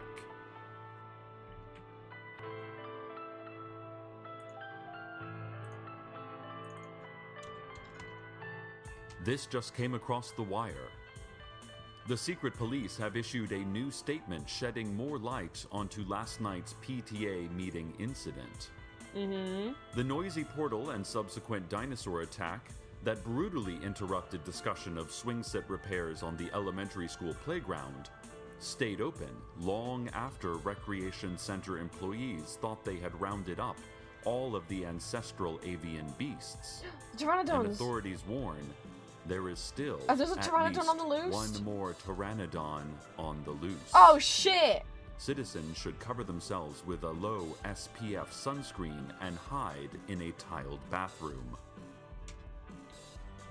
Several curious handball players in the court next to the auditorium actually popped their heads into the portal just to see what was on the other side of the vortex, and came back dramatically changed. Oh. The players aged several thousand years in what bystanders experienced as only a few Why seconds. don't stick your head through portals, Those kids? handball players now straddle the unenviable border of millennially wizened and cripplingly insane. Since psychological and emotional damages are no longer considered valid claims by the greater medical insurance community, we are still reporting 0 injuries. We'll update you as further details surface in our special ongoing and very special coverage of Pteranodon Attack Gate. Are we safe from dinosaurs? No way. Pteranodon attack gate. Are we safe from dinosaurs? No way. City Council has asked me to read the following message. If you notice strange auras around any of the following objects in your house, blender, shower head, dog, husband, Dog? wife, Wait, that's not an Table, object. Wait, husband's not an chair, object. doorknob, Wife's not a... baseboard, vacation souvenirs or photos, collectibles of any kind, especially those Why husband, depicting dog or aren't involving objects? horses, DVDs, especially Cliffhanger, There's Something About Mary, and The Wire 4th season, and any bagged lettuce from California or Mexico, please report to the council for indefinite detention. Speaking of the city council, it voted this week to remove the large lead-plated door from the northeasternmost crook of Radon Canyon. You know, the area pulsing with green light and sotto voce basso humming. Oh, they're removing the lead Proponents door? of the measure called Wouldn't the that large keep yellow in the emblem and radiation? red lettering I mean, not that there's spelled radiation out, there. danger, plutonium, do not open door, Oh, never risk mind. of death, were at work. To be fair, it's Night Vale, and they've probably all been exposed to, like, you know, they're already how they are. Do you think plutonium's gonna make him any stranger? An offensive eyesore and, at best, a hacky sci-fi cliche. Many Night Vale Guys, citizens attended the meeting, including, it was said, several angels. Although no angel is admitted to have been present for the city council Well, meeting 'cause they're not or real. any other event The city council say they don't ever, exist, for that so matter. even if there were angels there, the city council won't put them on the record because the city council is saying that they don't exist. Old woman Josie agreed with the measure, adding that lead is a health hazard, and that the old Well, door was yes. nothing but a ticking time bomb. But it According was to the keeping out meeting worse minutes, stuff. Just Josie don't, like, said, lick the lead, you know? That old door. Ooh, that door. Someone's gonna get some kind of lead poisoning. Well, only if they lick the door. Carlos, beautiful Carlos, tragically shorn of his locks, Oh, yeah, I could've said that. reportedly was the only dissenting voice. But it is not clear he actually opposed the measure, as the minutes only report him stating, "There is no time, no more time," into a black rectangle in his hand, and then running, winded, from the community hall. According to old woman Josie, he was still absolutely perfect and smelled of lavender chewing gum. I like that old woman Josie's, like, reporting on what Carlos smells like so that Cecil knows even though he can't be there. Right, I'm gonna BRB and went to the bathroom and we're gonna start doing some line art, hopefully.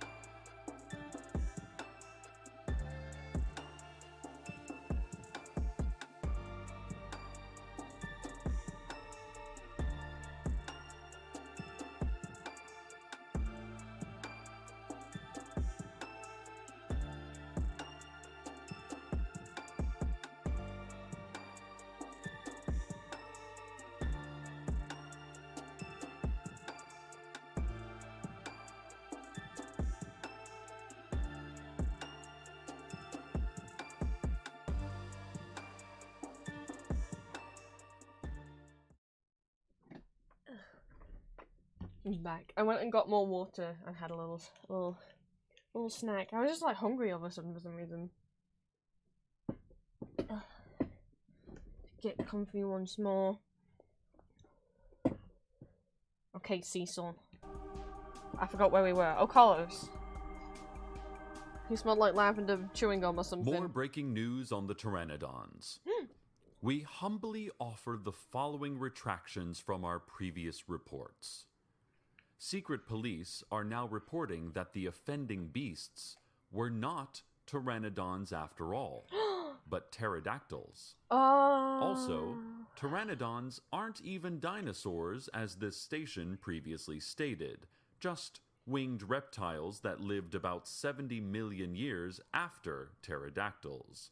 Whoa, we're learning Finally, today. Earlier we reported a death toll of 0, when, in fact, the number is closer to 38.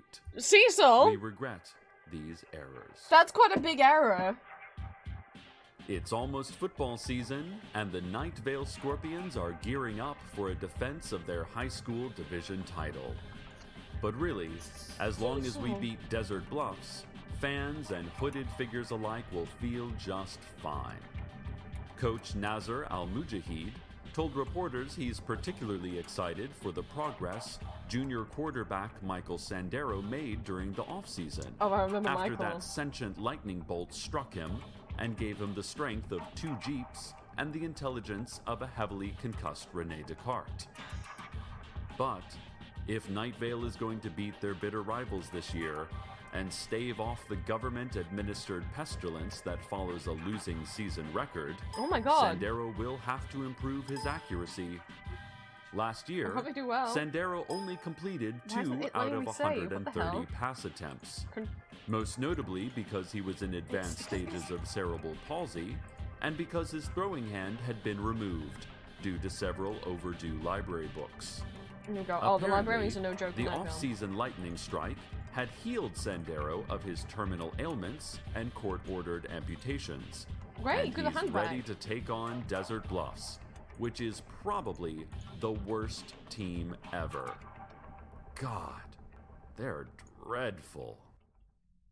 And now, an editorial. Let's talk for a moment about apartment building etiquette. Now, I myself live in an apartment building. Well, I'm looking and to there move is into a one. compassion This and is helpful. acceptance you have to have for a certain level of annoyance. I found a place I like. Let's It's see if I can people get in it. close proximity to each other. How do we and even get so the there last will be two? some things that you don't like and still have to let go. But other things are absolutely unacceptable.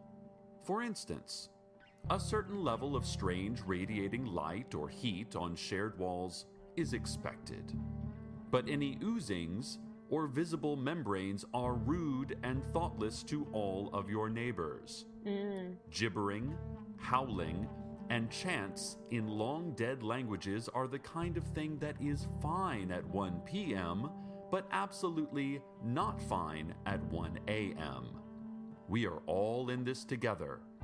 Put your trash in the cans, not in the hallway leading to the cans. Put on some clothes when standing in front of your windows, and keep any rituals or crazed experiments to hours in which no one is trying to sleep.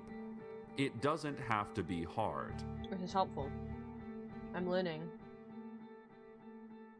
We have a very unexpected treat today, dear listeners. Oh? Live in the studio, we have one of the mysterious hooded figures often seen around town. Oh. We did not actually invite him here. He just was waiting for us when we unlocked the studio this morning. He has not moved nor spoken since then. And I'll be honest, I am only guessing that he is a he, because physical attributes are hard to determine under these robes, and the face is entirely hidden in shadow, as empty and as black as the void of space. But hey, we're doing radio. He's in a radio station. Let's see if we can get an interview. Mr. Hooded Figure, how are you doing today? Ah, okay. Care to comment on the recent expansion of the Forbidden Dog Park? Any comments at all? Anything you'd like to tell the ordinary folk of Night Vale about your organization?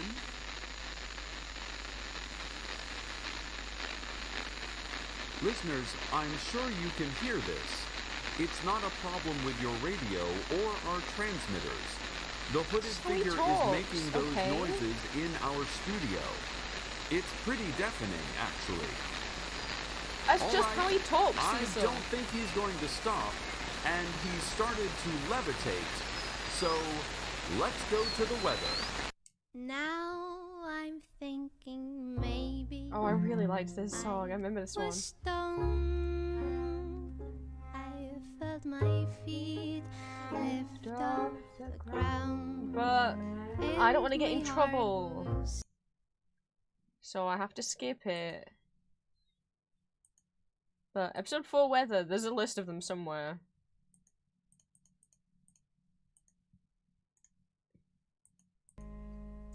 Have to skip the copyrighted music. Ladies and gentlemen, we have just received word from Secret Police that the rip in space-time that opened at last night's PTA meeting has been sealed at last. Oh, great. The final missing pterodactyl has been returned to its own timeline in either prehistoric or alternate universe Night Vale. The creature's lifeless body was found a dozen yards outside of the dog park entrance, stripped of all flesh, and with most of the organs inverted and strung around its exposed skull, like an old-fashioned soft meats crown, as worn by the 18th century religious leaders who settled our fair burg. The dinosaur's body was returned to the vortex, So I don't go to the dog the park. gateway closed, and the PTA meeting rescheduled for next Tuesday at 6 p.m. That meeting will continue to address the important issue of backpacks and whether or not they are causing autism. There will also be a memorial service for the 38 parents and teachers who lost their lives it's making fun of conspiracy theories. followed by a raffle. By Remember, saying, isn't it stupid winners that people must be think present at the things can time of the cause drawing to autism? claim their prizes. City Council and Secret Police have issued a reminder that Night Vale citizens of all species and all geologic eras are not to enter, look at, or think too long about the dog park. Yeah. This reminder, they say, is completely unrelated to anything that may or may not have happened today. Coming up next, stay tuned for our 1-hour special, Morse Code for Trumpet Quintets. That's true. There's And other radio listeners, shows, not just Cecil's. Night Vale is an ancient place, full of history and secrets, as we were reminded today. But it is also a place Dinosaurs of can show the up. present moment, full of life and of us. If you can hear my voice speaking live, then you know we are not history yet. We are happening now. How miraculous is that? Good night, listeners. Good night, Cecil. Good night. It's one of my favorite episodes next, just because it's the first episode 5, the first episode I ever heard. So I'm very nostalgic. It's like my go-to comfort episode of Night Vale. Welcome to Night Vale is a production of Commonplace Books. As It is comforting written as by Night Vale Joseph can Fink be. and Jeffrey Craner, and produced by Joseph Fink. The voice of Night Vale is Cecil Baldwin. Original music by Disparition. All of it can be downloaded for free at disparition.info. This episode's weather was Closer by The Tiny. Find out more at thetiny.net. Check out commonplacebooks.com for more information on this show, as well as our books on the unused story ideas of H.P. Lovecraft and what it means to be a grown-up. Today's proverb: what has 4 legs in the morning, 2 legs at noon, and 3 legs in the evening? I don't know, but I trapped it in my bedroom. Send help.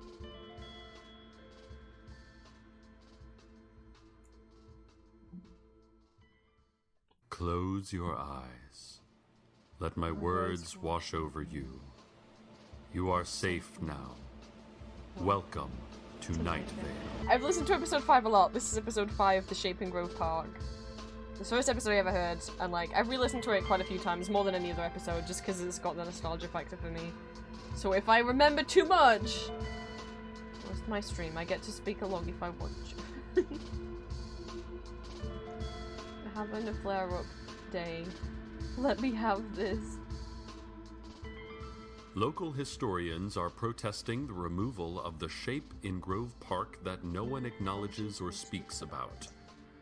While their protest has been hampered by the fact that none of them will acknowledge or speak about it, they did, through a system of gestures and grimaces, convey the message that whatever the shape is, and whatever its effect on nearby neighborhoods, it is a Night Vale landmark and should be protected. The shape itself offered no comment, only a low moaning and gelatinous quiver. The city council would not provide any reason for the removal, but did say that any work in Grove Park was making way for a new swing set, picnic area, and Bloodstone Circle, which we all can agree are good contributions to the community. The Night Vale Green Market Co-op announced today that after 15 years, they will begin selling fruits and vegetables. Green Market Board President Tristan Cortez said that recent customer surveys indicated that shoppers have grown tired of empty pickup trucks and vacant tents lining the City Hall parking lot every Sunday morning in the summer and fall. Cortez said that research indicates consumers are more likely to buy products if they are available and for sale. No shit. And that green market and grocery shoppers tend to purchase food items. Cortez said that the decision to sell food at the green market was a controversial one, as many board members and co-op shareholders feel fruit and vegetable sales will interfere with their ongoing secretive domestic espionage operations. When reached for comment, our source within the secret police only breathed heavily into the phone while tapping an as yet uncracked code into the receiver.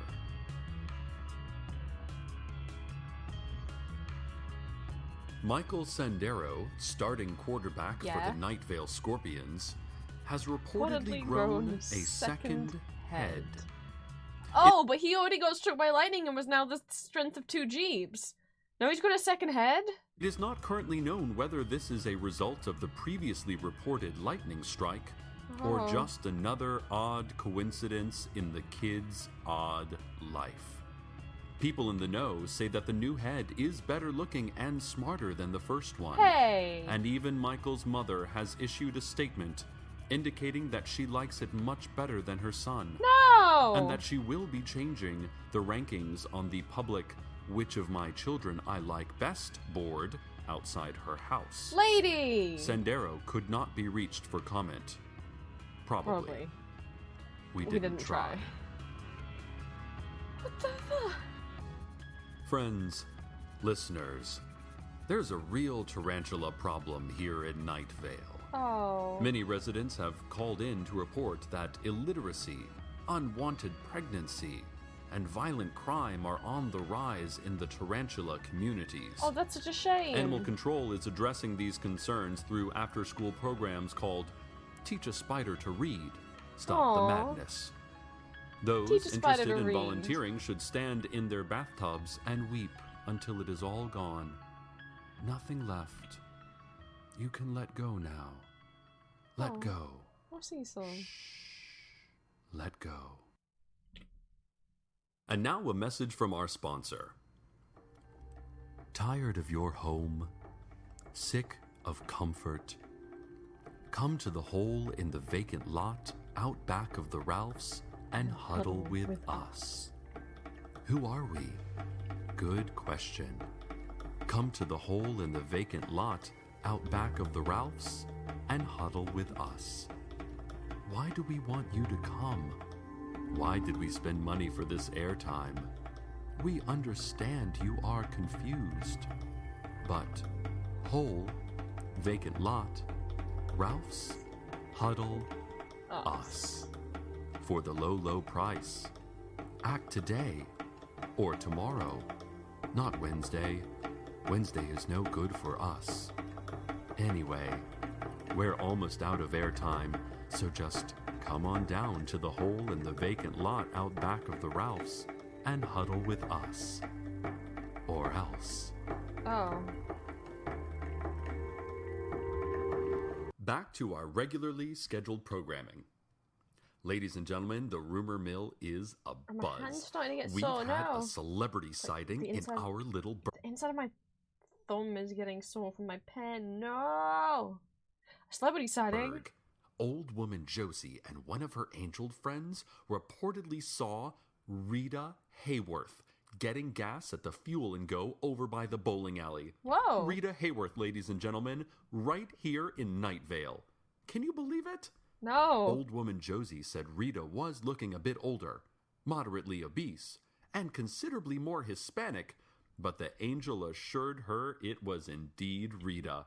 He is an angel after all. He would know, right? Wow. Rita Hayworth. Right here in Night Vale. Just imagine. Update on the shape formerly in Grove Park that no one acknowledges or Formerly speaks doesn't about. sound good. Also, Cecil. It seems the city council, in their Someone's superhuman acknowledging and mercy speaking and about it. all-seeing glory, have chosen to move the shape directly in front of our own radio station, Oh. where it is continuing to be what can only be described as indescribable. The shape was not available for comment as I could find no one willing to speak to it, or even meet my eye when I mentioned it. Maybe it's because, It you know. has occurred to me that I may be the only one able. Hi, Victor. Welcome in. I'm trying to get some work done, and as you know, I'm very bad at getting work done when I'm on stream. I normally end up drawing nothing. But so far, with the power of listening to Welcome to Night Vale in the background, I have done 3 sketches and 1 line art. And that's not as much as I would have got done if I was off stream, but it's more than I've ever got done on stream before. So I'm saying that's a win. Should I clap your voice? Okay. I'll interpret the cat bap bap bap bap bap as clapping. So yeah, listen to Welcome to Night Vale, which if you're not familiar is a horror comedy podcast. I put trigger warnings in the Discord. If you're not comfy listening, that's absolutely okay.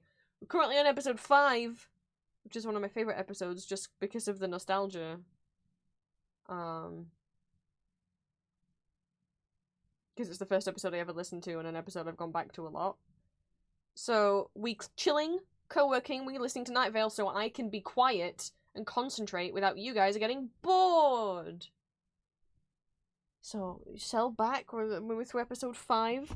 Night Vale is a horror comedy podcast, but like a fictional podcast, so it is set in the fictional town of Night Vale, where every sort of conspiracy theory and supernatural creature exists and is normal. Also, there's a new scientist came to town, and Cecil said he was already in love with him. He hasn't been here very long, Cecil, but... So if Carlos gets mentioned, that's why. To see it.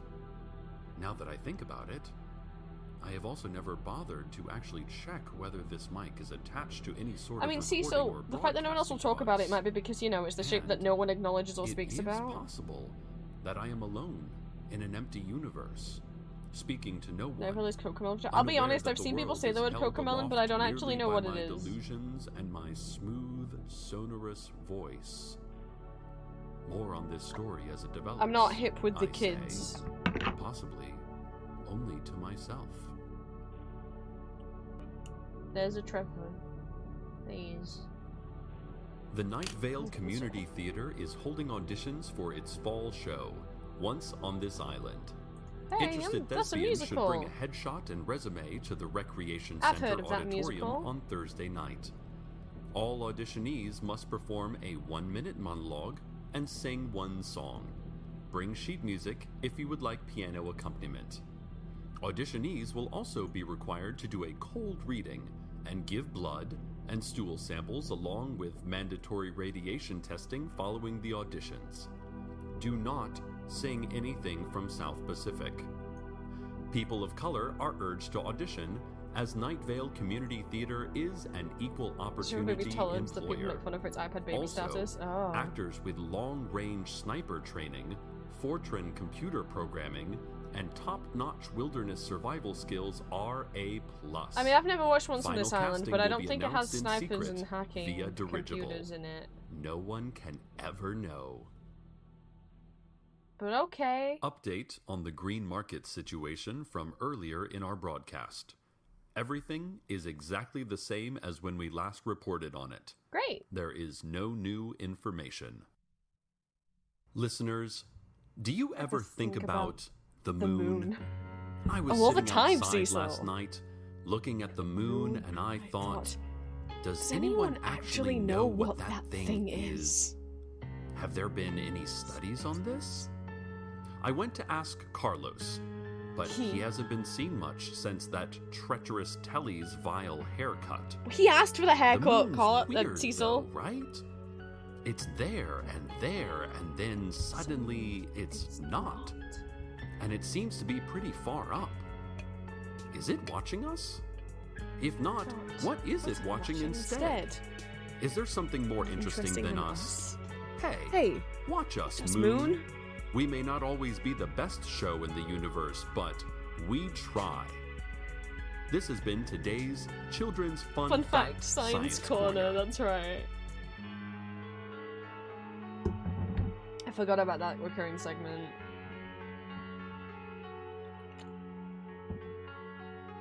Speaking of which, the Night Vale School District has announced some changes to the elementary school curriculum. The languages. They are as follows.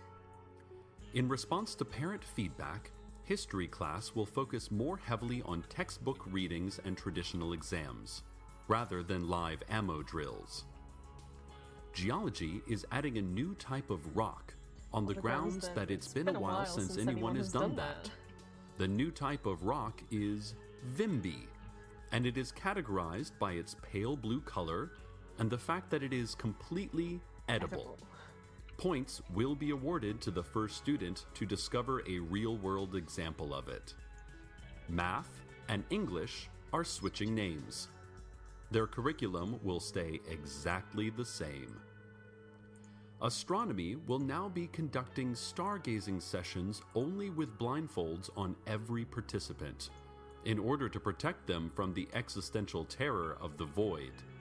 Also, Pluto has been declared imaginary. Aww. All classrooms will be equipped with at least one teacher physically present for the entire instruction period. Astral projection will no longer be used in any classroom situation. Finally, in addition to the current foreign language offerings of Spanish, French, and modified Sumerian, schools will now be offering double Spanish, weird Spanish, Coptic Spanish, Russian, and unmodified Sumerian. Oh god.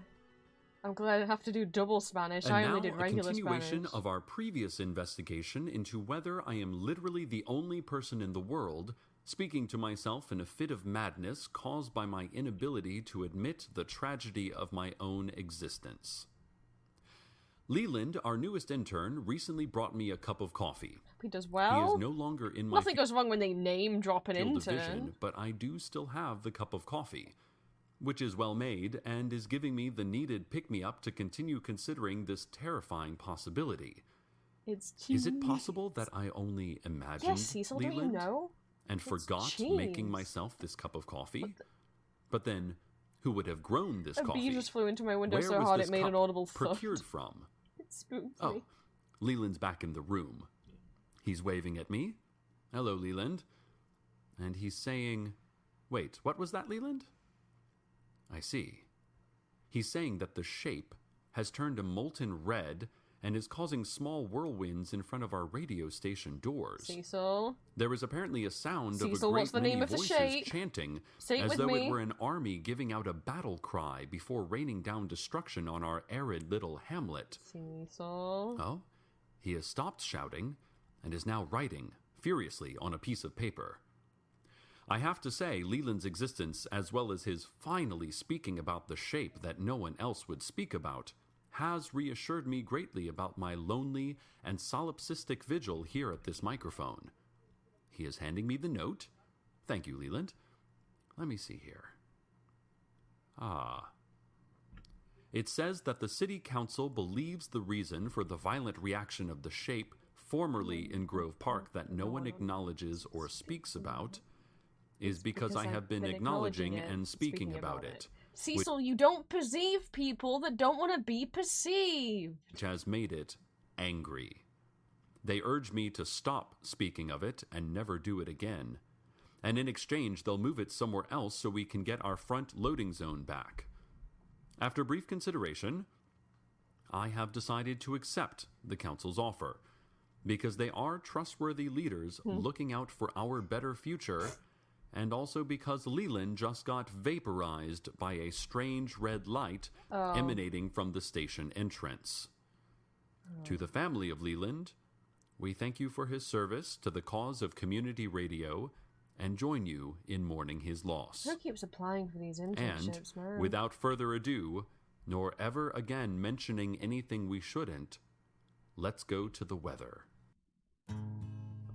Bye, Leland. And we will mute. So I don't get in trouble.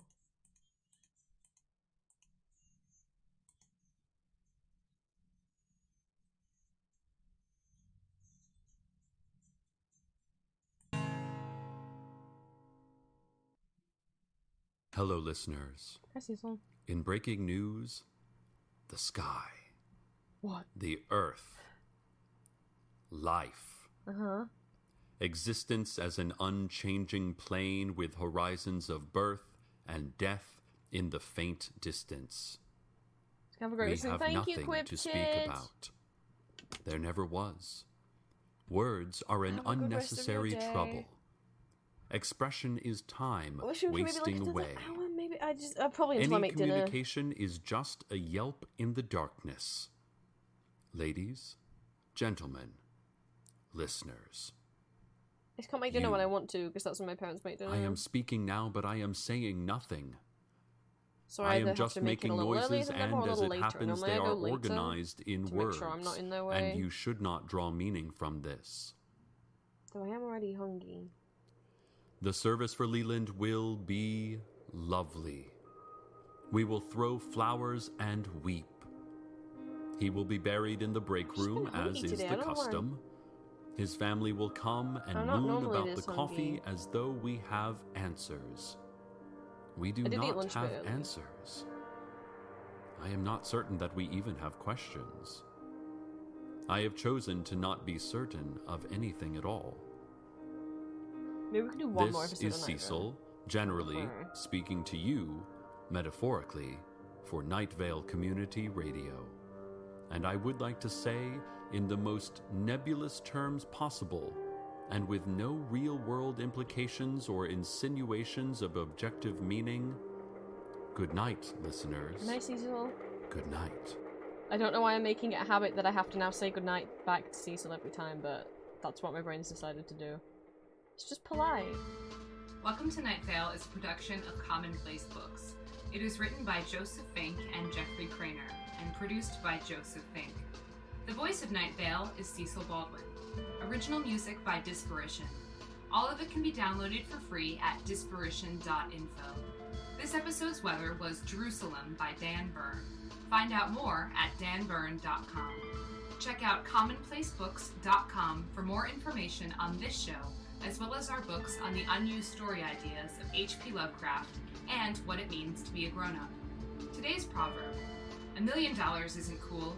You know what's cool? What? A basilisk. A basilisk is pretty cool. I'll give him Rabbits that. are not what they seem to be. What? Welcome to Night Vale. Then what are they? This is episode 6. It is called The Drawbridge.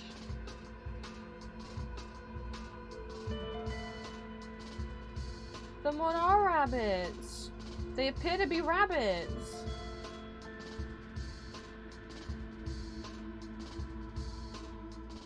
We've had some power outages reported throughout Night Vale in the last couple of hours. If you're experiencing one, well then you can't hear me, can you? Like that. The Night Vale Municipal Experiencing one Utility and you can't hear me, Department can said you? that they are still working to determine the cause of the outages. which are roving back and forth across town in a continuous motion like a great pacing beast. Those whose neighborhoods have been hit by the outages reported the shriek of hawks overhead, and that when the lights came back on, they felt that perhaps they were different people, their memories and identities the same as always, but suddenly felt like costumes that didn't fit exactly, as though it all were actually brand new to them, as though they had been switched out with someone who is exactly like them, as though all that was familiar would ever after be strange. Keep some flashlights with spare batteries and a childhood photo album by you tonight, just in case.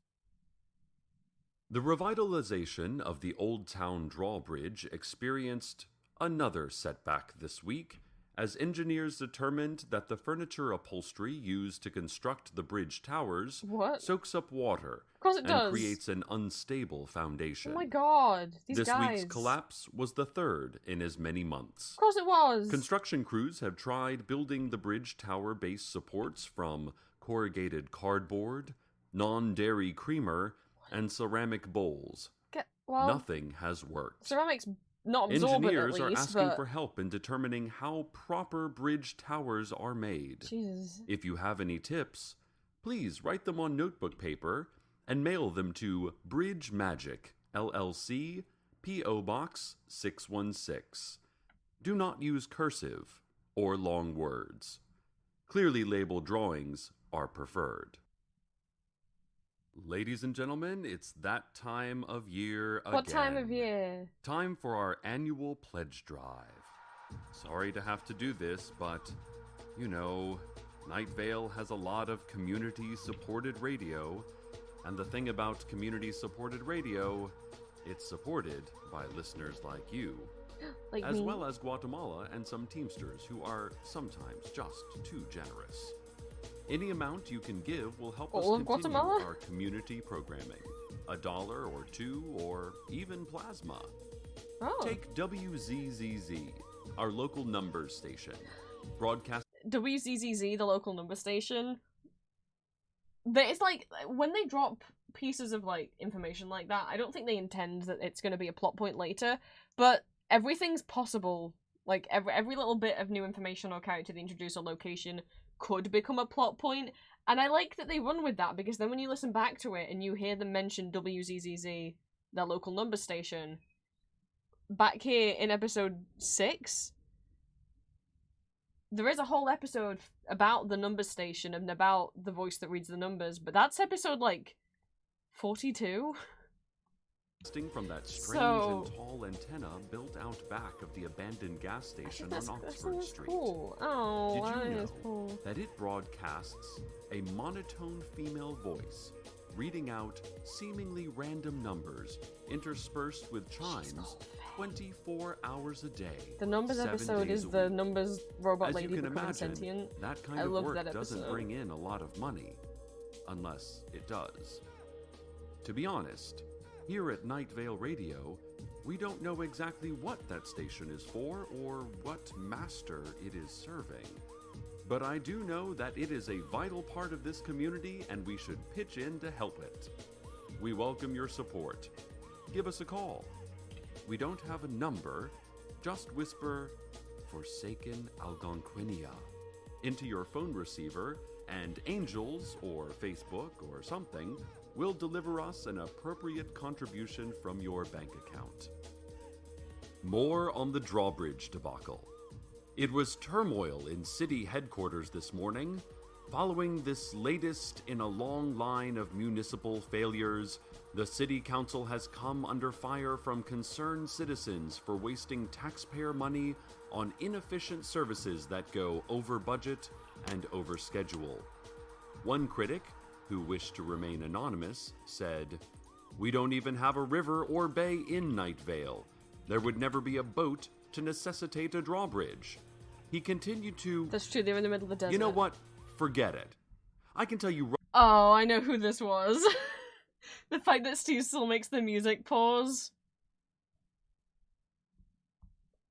If you're a Night Vale fan, So there's character development here between Cecil and the man that Cecil hates. If you keep watching the show, you know, maybe one day Cecil won't hate him as much. Here we go. Right now that was Steve Carlsberg who said that, and he is such a spoilsport, that Steve. Have you ever noticed how he never replaces his hubcaps? It's laziness. Pure and simple. Laziness. I just can't let him ruin our town by denying Night Vale a drawbridge when he can't even care for a tan Corolla. Cecil. The Night Vale Daily Journal. But again, they have no. That's this. I think Cecil, don't hit me, has a fair point of they have no water. Why spend all the taxpayers' dollars on a drawbridge when they could spend it on something that could actually help the town? But that's not the kind of attitude Night Vale likes. Announced that, due to spiraling printing costs, Oh God, this is Leanne they will again. be replacing the print edition of the paper She's- with a special new Imagination edition. No, Leanne. Editor Leanne Hart No. explains. Instead of confining our customers to the outdated modes of ink on paper, we are allowing them to choose the news that interests them by imagining whatever news they want. So you're making them This pay will not to be able only to save daydream? costs, but will allow They can do customers that for to free experience already, the news Leanne. as a full-color, full-motion experience. That's just called taking daydreaming, place in a Leanne. mental world that Why is should they need to tailored pay to you their to needs. daydream? Subscription to this edition will be compulsory and automatic, Great. and will cost a mere $60 a month. $60 a month to be able to daydream.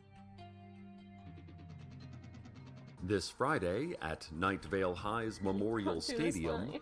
it's the annual softball showdown between the Night Vale Fire Department and the Sheriff's Secret Police.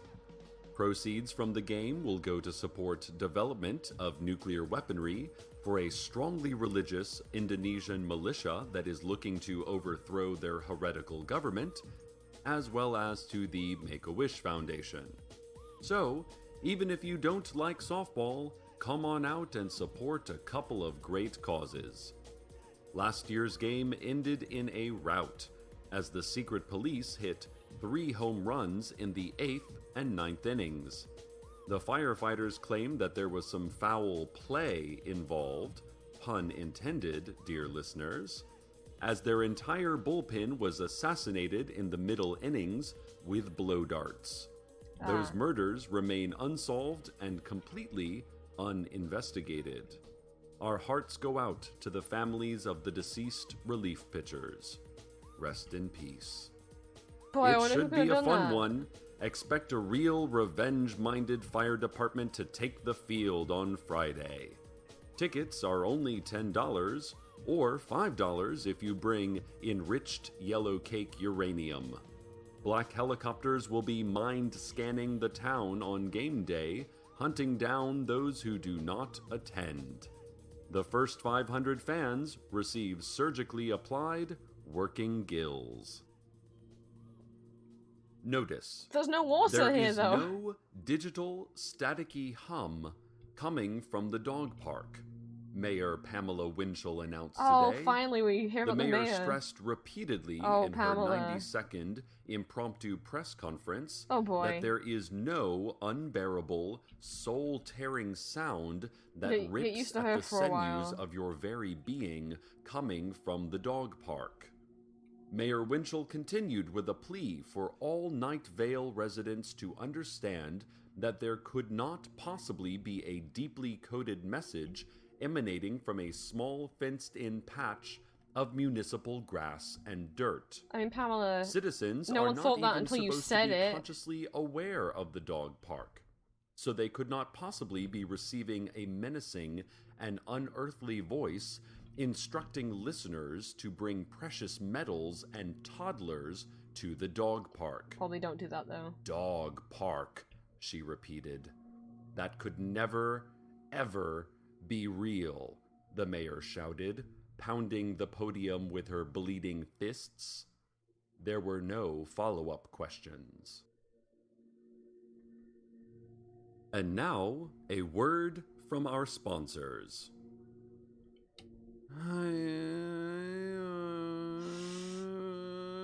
Cecil? ？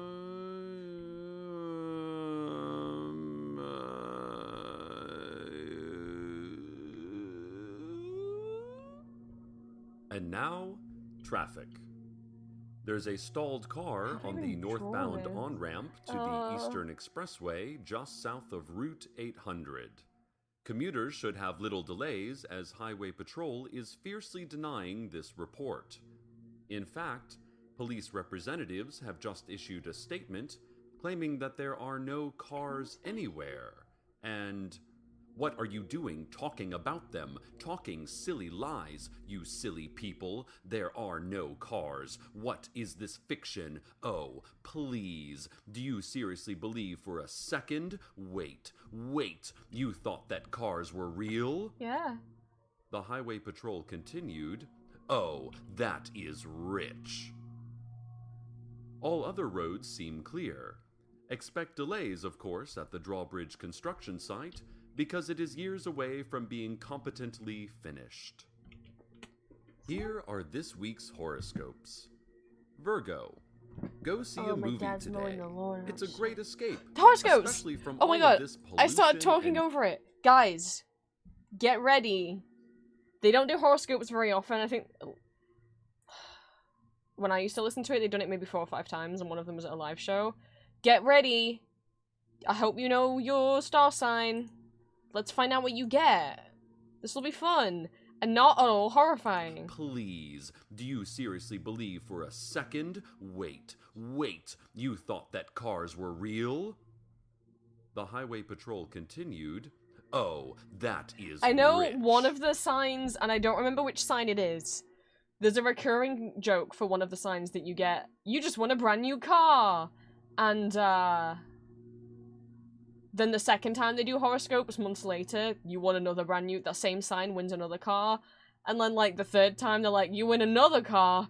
Your house is full of all these cars. You don't have anywhere to fit. There's like, Golden, you missed the buzz song, but you're back just in time for the first round of horoscopes. I wondered why episode 6 was, like, in my mind as, like, something I remembered. I was like, I don't remember any of this so far. I'm like, oh, because it's the first ever horoscopes. Get yourselves ready, buckle in. All other roads seem clear.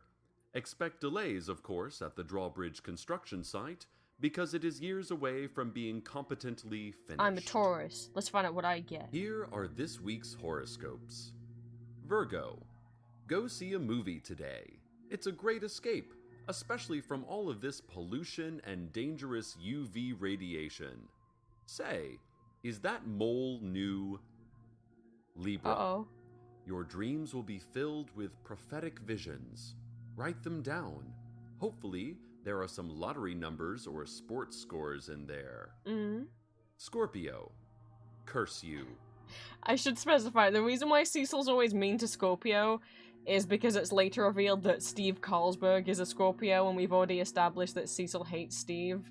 So, he's not trying to, like, be mean to all Scorpios. It's just because his enemy, his greatest enemy, who's just a regular guy who hasn't really done anything wrong, but he's an enemy, he's a party pooper in Cecil's mind. So that's why he's mean to Scorpio. I'm sorry. It's because he doesn't like Steve Carlsberg. Curse your family. Curse your children. But it's interesting that he says curse your family, because obviously at this point they hadn't really decided who Steve was gonna be. Children and your children's children. Vile. I'm sorry, Scorpios. Scorpio. No, Jody, I'm sorry. Sagittarius. Eat well today. You've earned it. And by it, I mean massive food allergies. Oh no. And by earned, I mean acquired. I should proof this stuff before I read it out loud. Let's try that again. You've acquired massive food allergies. Yes, much cleaner. I wonder what Julia's gonna Eat get. well. She's a Capricorn. Those were not contact lenses you put in this morning. Oh no. Best not think about this. Oh, Julia doesn't wear contacts though. She does need glasses, but as far as I'm aware, she doesn't own any contacts. So she's gonna be fine. Again. Aquarius. From this 8-year-old horoscope. Yes. The white ball will be under the middle shell. Trust the stars. Invest all your money in this lucrative street game. Pisces. You've won a brand new car. Hey. Aries. You will feel a haunting sadness about times gone by. Today's smell is wheatgrass and toast. Toast is a good smell. Taurus. Me! Today is your annual crime day. All Tauruses are exempt from laws today. Whoa! Gemini. What law am I gonna break? I don't know. I'd be too scared. So I probably wouldn't really do anything. Because also, Nightfall's tricky. What if you're exempt from laws today, but then they just arrest you tomorrow instead? No. I don't want You will it. meet someone today who I don't want a purge day. Alright, Gemini, you'll meet someone today who... will have no effect on your life, and who you will immediately forget. Retain hope for a possible future. Cancer. I've got to pay my phone bill and also get some more milk. That wasn't me talking. That is what the stars say today. Interpret it as Get you some will. milk, cancers. Leo. It's better that I don't read this aloud. Uh-oh. Better that you not know. Oh. Tell your family you love them. Oh no. That has been this week's It's okay, Leos. horoscopes. It's not real. Good news for radio-controlled airplane hobbyists. Those unidentifiable Oh, I should've given black Trevor Beard, metallic I guess. trees that suddenly appeared by the library back in June and caused all airborne objects above 30 feet to catch fire? Well, they've finally been cleared away as a new strip mall and parking lot are being developed. The Night Vale Airport, local bird watchers, and that nice epileptic couple who run the emergency services helicopter Why am I hungry? are just pleased as pleased can be Okay, I about know- the news. I know it's a normal human function to be hungry. I just normally don't get hungry. Like, I mean, if I don't eat until lunch, then I am hungry for lunch. But then once I eat lunch, I don't get hungry again. I just eat because I know I'm supposed to. So it's strange. But I feel hungry. Maybe I said this will be the last Several episode of the petitions, day. however, We'll see. have cropped up from neighborhood improvement organizations. Juanita Jefferson, No, that's not head of one approved. such organization, Night Vale or Nothing, said, "Trees, they are us." Yeah, Jefferson don't then paused for several minutes without blinking and whispered again, "Trees." Yeah, the trees, Before collapsing into tears and loud moaning. There's a whole forest. Jefferson was in then a later episode. Don't go in there. taken by helicopter to Night Vale General Hospital, where she is reportedly in stable condition. This morning, Jefferson's lawyer issued a statement saying, "My client fully recognizes the irony of this helicopter trip, but she stands by her earlier pronouncement, trees, trees, they are us." Meanwhile, I hear from trustworthy informants that there will be a pinkberry at the new strip mall. Delicious. I guess I should give him some of his little lines, huh? This just in on Drawbridge Gate. The city Not council another said gate that already. in response to this week's collapse, they will increase the project budget by $20 million over the No. next 14 years. What the The new timeline for the bridge. No one... Money See, this is why I'm like, Steve isn't being a party pooper. He's being like, why are you spending $20 million on this bridge? You don't have... On a drawbridge, there's no water here. You're in the middle of a desert. There's no for these roads. extra expenses will come from school lunch programs, They're gonna cancel school lunch program. See? Fucking a And Steve's 65% hotel tax, vilified. and a $276 bridge toll, which will be discounted to $249 with Easy Pass. And now for a station editorial. Large, expensive projects are not uncommon in Night Vale. We are a patient but resilient little city. We have big dreams. Sometimes scary, unforgettable dreams think your dreams are that too repeat big. on the same date every year and are shared by every person in town. But we make those big dreams come true. Remember the clock tower? It took 8 years and $23 million to build. And despite its invisibility and constant teleportation, it is a lovely structure that keeps impeccable time. It's a classy signature for Night Vale's growing skyline. Unlike that hideous sports arena, Desert Bluffs, built last spring. Oh god. Desert Bluffs can't do anything right. Well, not according to you. That's where Steve Carlsberg belongs. God, what a jerk. He's not a jerk. And now, the weather. Whoa. Sadly, we're not allowed to listen to the weather.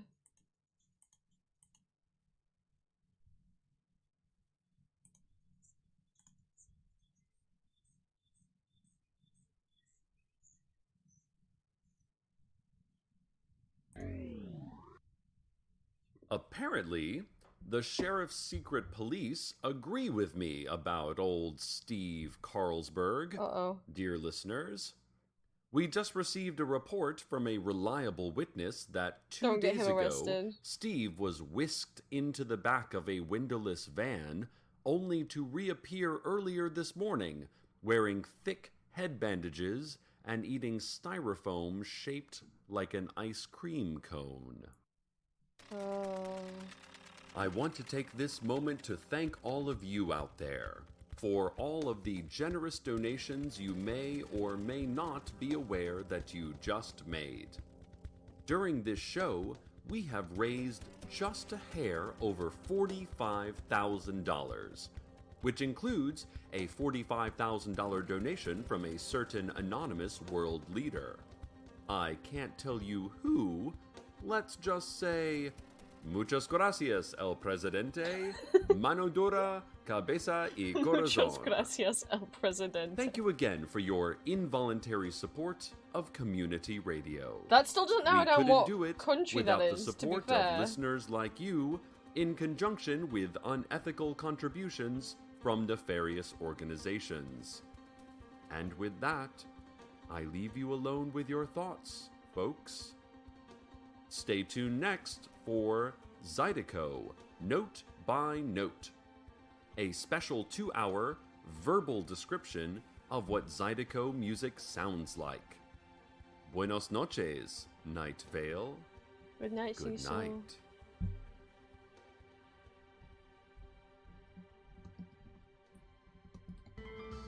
Welcome to Night Vale is a production of Commonplace Books. It is written by Joseph Fink and Jeffrey Craner, and produced by Joseph Fink. The voice of Night Vale is Cecil Baldwin. Original music by Disparition. All of it can be downloaded for free at disparition.info. This episode's weather was A by Dio. Find out more at diomusic.nl. Check out commonplacebooks.com for more information on this show, as well as our books on the unused story ideas of H.P. Lovecraft and What I It will Means say, to as Be these a episodes are Grown-Up. out of date, commonplacebooks.com I don't think is a Today's website anymore. Lost, Night Vale just have their own confused, website. Lacking direction? Need to find a purpose in your life?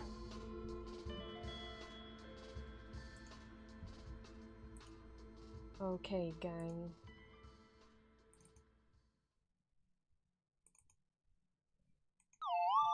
Ooh, sorry, that's loud. Is it louder than what Cecil was? I think that's it for stream. I thought maybe I was gonna go for like 6 hours, but I'll be honest, I'm hungry for some reason. And for some reason, I'm a human being. I kind of feel like making dinner early, which is out of character for me, but okay. And it's getting warm in my room. I started stream later than I thought. It's weird because I didn't think I'd get anything done this morning, and I didn't really. So I kind of wanted to start stream as soon as I got up, at like 9 o'clock. But my parents was asleep, so I couldn't do it, be making noise. Thank you for listening to Night Vale with me. I hope that was at least, like, interesting. Next week we might carry on where we left off. We just listened to the first 6 episodes, so maybe next week we'll listen to episode 7, where we'll see. If people enjoy it, we could always do it every Monday or some Mondays. I don't know. Unless this gets me in trouble with YouTube. We will see. I did check, it didn't look like it gets content ID'd. Because there was some channels on YouTube who literally just react to Night Vale, you know? And they're just sitting there listening to the whole episode, so it's like...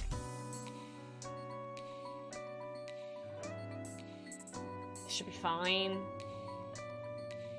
It's not like Night Vale's behind a paywall. The live shows are, so I'm not gonna play those. I'm only playing what is available for free anyway. So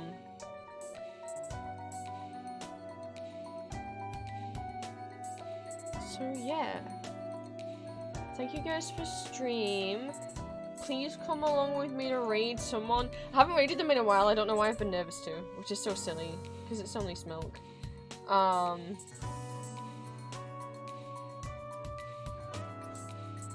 They is doing art. Smoke uses they, he pronouns. Last time I checked.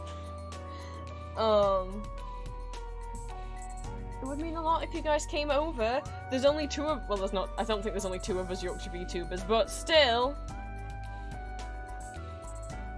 We gotta support the only other Yorkshire VTuber that I know. I still can't believe they made that a tag after I joked about it. It's weird thinking it's been almost 2 years since I found Smilky streams. It would mean a lot if you came over for the raid, even if you guys have to go, like, I'm gonna start making food. I'm strangely hungry early.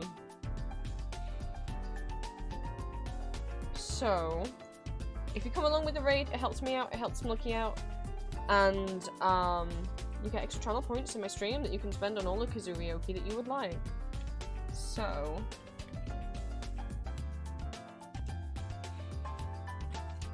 if you are not subscribed, then please copy the message that Stream Elements just put in chat. And if you are subscribed, you can copy the message I put in chat. If you try and copy the second one, if you're not subscribed, the emotes won't work. Because only subscribers can use those emotes in other people's chat. God, it's been so long since I raided Smilky that I almost typed Smilky Shake. Smilky used to have Smilky Shake as their username, and then when they became Twitch partner, there was already an account called Smilky, but there was just like a blank account with nothing on it that hadn't been used in years, and Twitch let them have it.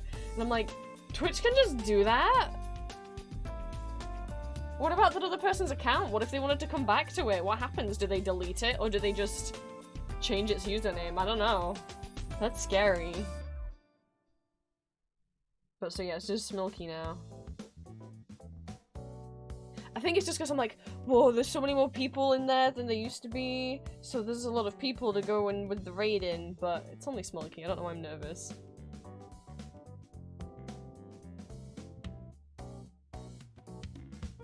Ugh. I'm gonna eat, I'm gonna keep drawing. It's so warm in here, oh my god, the sun's like burning into my room. I should close my curtains a bit.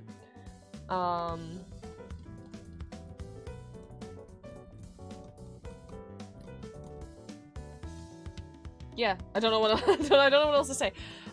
More Hades on Wednesday, unless I end up having to go to the doctors. I'm going to try and go to the doctors tomorrow, but I might not get an appointment given Saturday, Sunday, Monday they've been closed, so I might not be able to get through and get an appointment tomorrow.